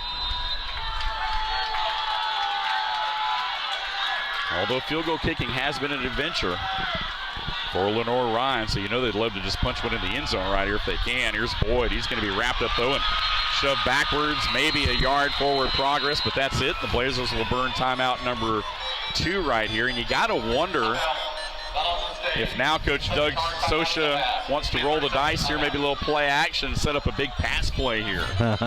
You know, Yeah, I mean, where it sits, ball, if it sits right here, let's just say they take a knee and go back a yard or 2. 25. Yeah, 38 yards. Yeah, 30, 37, like 38 yarder, somewhere in there. Maybe yeah, that's what it'd be. Again, the rocking atmosphere here today. Appreciate you guys being with us. Of course, Jamie Hammett, our producer. 33 yarder. 33, yep. There you go. So it'll be interesting to see what happens right here again. This play call upcoming. Blazers still have 1 timeout, so they can technically stop the clock again. The worst thing that can happen for the Blazer defense is giving up a first down right here. You got to at least force the 4th down. Lenoir-Rhyne trying to put the game away. And the Bears, Robinson just going to run it right here, cuts into the middle, and he will be close to the first down. He got right to the 7, and the clock will stop with a minute 10. First down. And it is a first down. So now Lenoir-Rhyne, the ball is in their court, and there's it staring at a chip shot. And that clock is going to roll right here. And so now what do you do if you're the Blazers? You know, you hear a lot about letting them score and this kind of stuff, but I think in this situation you got to try to keep them out as best you can. But, boy, you're going to have to block a short field goal attempt to get out of here with a win. It's really kind of your only help is letting them score. So 49 seconds left. And Robinson going to drive towards the end zone right here, going to be a yard shy. And they might have done just as good to let him get in there. And now they're going to be able to run that clock all the way down. So how poetic for Lenoir-Rhyne. They lose last week on a last-second field goal of Newberry, 20-17. And today it may be the Bears who win on a last-second field goal. Here is 2nd and goal from the 1. Man in motion. And Robinson going to make it into the end zone. Touchdown. And the clock will stop with 14 seconds left. Kamoni Robinson has done it all day long, but he saves his best for last. And the 1-yard touchdown run may have just given Lenoir-Rhyne their 3rd victory of the season.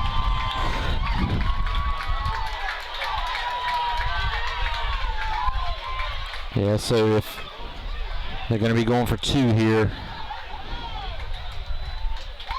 Yeah, if you were going to let them score, you might want to have done it the previous snap. You were in about the 40-second mark at that point. Yeah, I think the Blazers are doing their best to try to keep them out altogether and at least try to force the. Well, you can get in there and maybe strip a ball or something like that. So hold them up right here. So the 2-point play would make it 32-25, which again would be a 7-point ball game. And now Robinson going to step up. He'll run it in. The 2-point play is good by Robinson. So again, once again, the legs, as we talked about all afternoon, of Kamoni Robinson. Really the difference in this ball game throughout the day, being able to extend plays, as we've seen him do time and time here today. And on this last drive, it was the Robinson show as he punches it in with 14 seconds left. And then, of course, runs it in for the 2-point play as well to make it a 7-point ball game. Oh, yeah, that's the sack. The 20-plus yard sack is what really hurt that, because the punt, you punt from your own end zone. I mean, nothing not trying to throw shade exactly on the quarterback because he wouldn't get the pressure from the offensive lineman, blah, blah, blah. But, it really pinned your defense back in a tough spot. And really your only hope here is maybe get a big return, get something maybe around midfield for a Hail Mary attempt. Wow, what a ball game here today. It's gone back and forth. It's come down to the very end. And Lenoir-Rhyne, again, just 14 seconds away from getting out of here, evening up their record to 3-3. Of course, a non-conference game today for the Bears, but a much-needed win after the game last week. Just did not sit very well, of course, with this team after, again, being just 2 of 10 on third down and missing 3 field goals, and then you lose a 3-point game as this one sails out of the back of the end zone. And the Blazers, again, from their 25-yard line will have 14 seconds. So really in a situation right here, we got to hit a big chunk play. You got 1 timeout left, so you can technically burn the timeout. But the whole field's open. Get something middle. You try to get to the 50. You're trying to get around the 50-yard line on this first play. Ball will be set down the 25, maybe a little more. Anything past the 50 just helps you. And then you got to take an attempt, right? You get the timeout. You get to stop the clock with the first down. But then you get... See what happens right here. Blazers with 2, maybe 3 plays, probably at best. And Lenoir-Rhyne only going to rush 3 right here. Rolling right, taking a lot of time. Intercepted at the 44-yard line. And picked off the 4th interception of the day for the Lenoir-Rhyne defense, and that one the game clincher as Desmond Green comes up with the interception, and that will do it here tonight in Valdosta. Wow, what a play, what a job defensively all afternoon to take the ball away from this Blazer offense. Again, Valdosta State nearly overcame the turnovers today. They led this ball game late, but it's Lenoir-Rhyne who pushes ahead late and will hold on for a victory here today. Yeah, just trying to hit Council Island around the 45, 50-yard line and just underthrew it. It's really all that happened, underthrew it. Great play there by the Bear defender, and Lenoir-Rhyne's going to come away with a victory here. And that'll do it. Final seconds off the clock. Lenoir-Rhyne will even up this series all-time 2-2 as they get out of here with the 32-25 victory over Valdosta State. Again, handshakes at midfield and a tough loss for the Blazers. Of course, coming off that performance last week, 31-0. They play a little bit better here today. They put some offense on the board, but still fall short, falling to 2-3 on the season. Final thoughts, partner. Again, the Blazers on the road next week at the Citadel. Meanwhile, Lenoir-Rhyne returns home to take on Anderson. We've had 9 turnovers in the last 2 games. That's hard to overcome, and you gotta put an emphasis on changing that up. You feel like the second half we really did a fantastic job with not turning the ball over until right there at the end. So young team, new coach, all the things that come along with it. I think we got a promising season ahead. Just try to get some wins where we can. There we go. Challenging, transitioning season is indeed for the Blazers. That's going to wrap things up. Once again, that final score, Lenoir-Rhyne, the Bears get out of here on the road with a big win, 32-25 in Valdosta over the Valdosta State Blazers. That's going to wrap things up for our Blazers sports media crew. Once again, we want to thank everyone for being on board with us. Again, for our producer, Jamie Abbott, and for my partner, Taylor Biddle, I'm Dave Garner saying so long, everyone. We'll see you next time you've been watching this Blazer sports media presentation on FloCollege.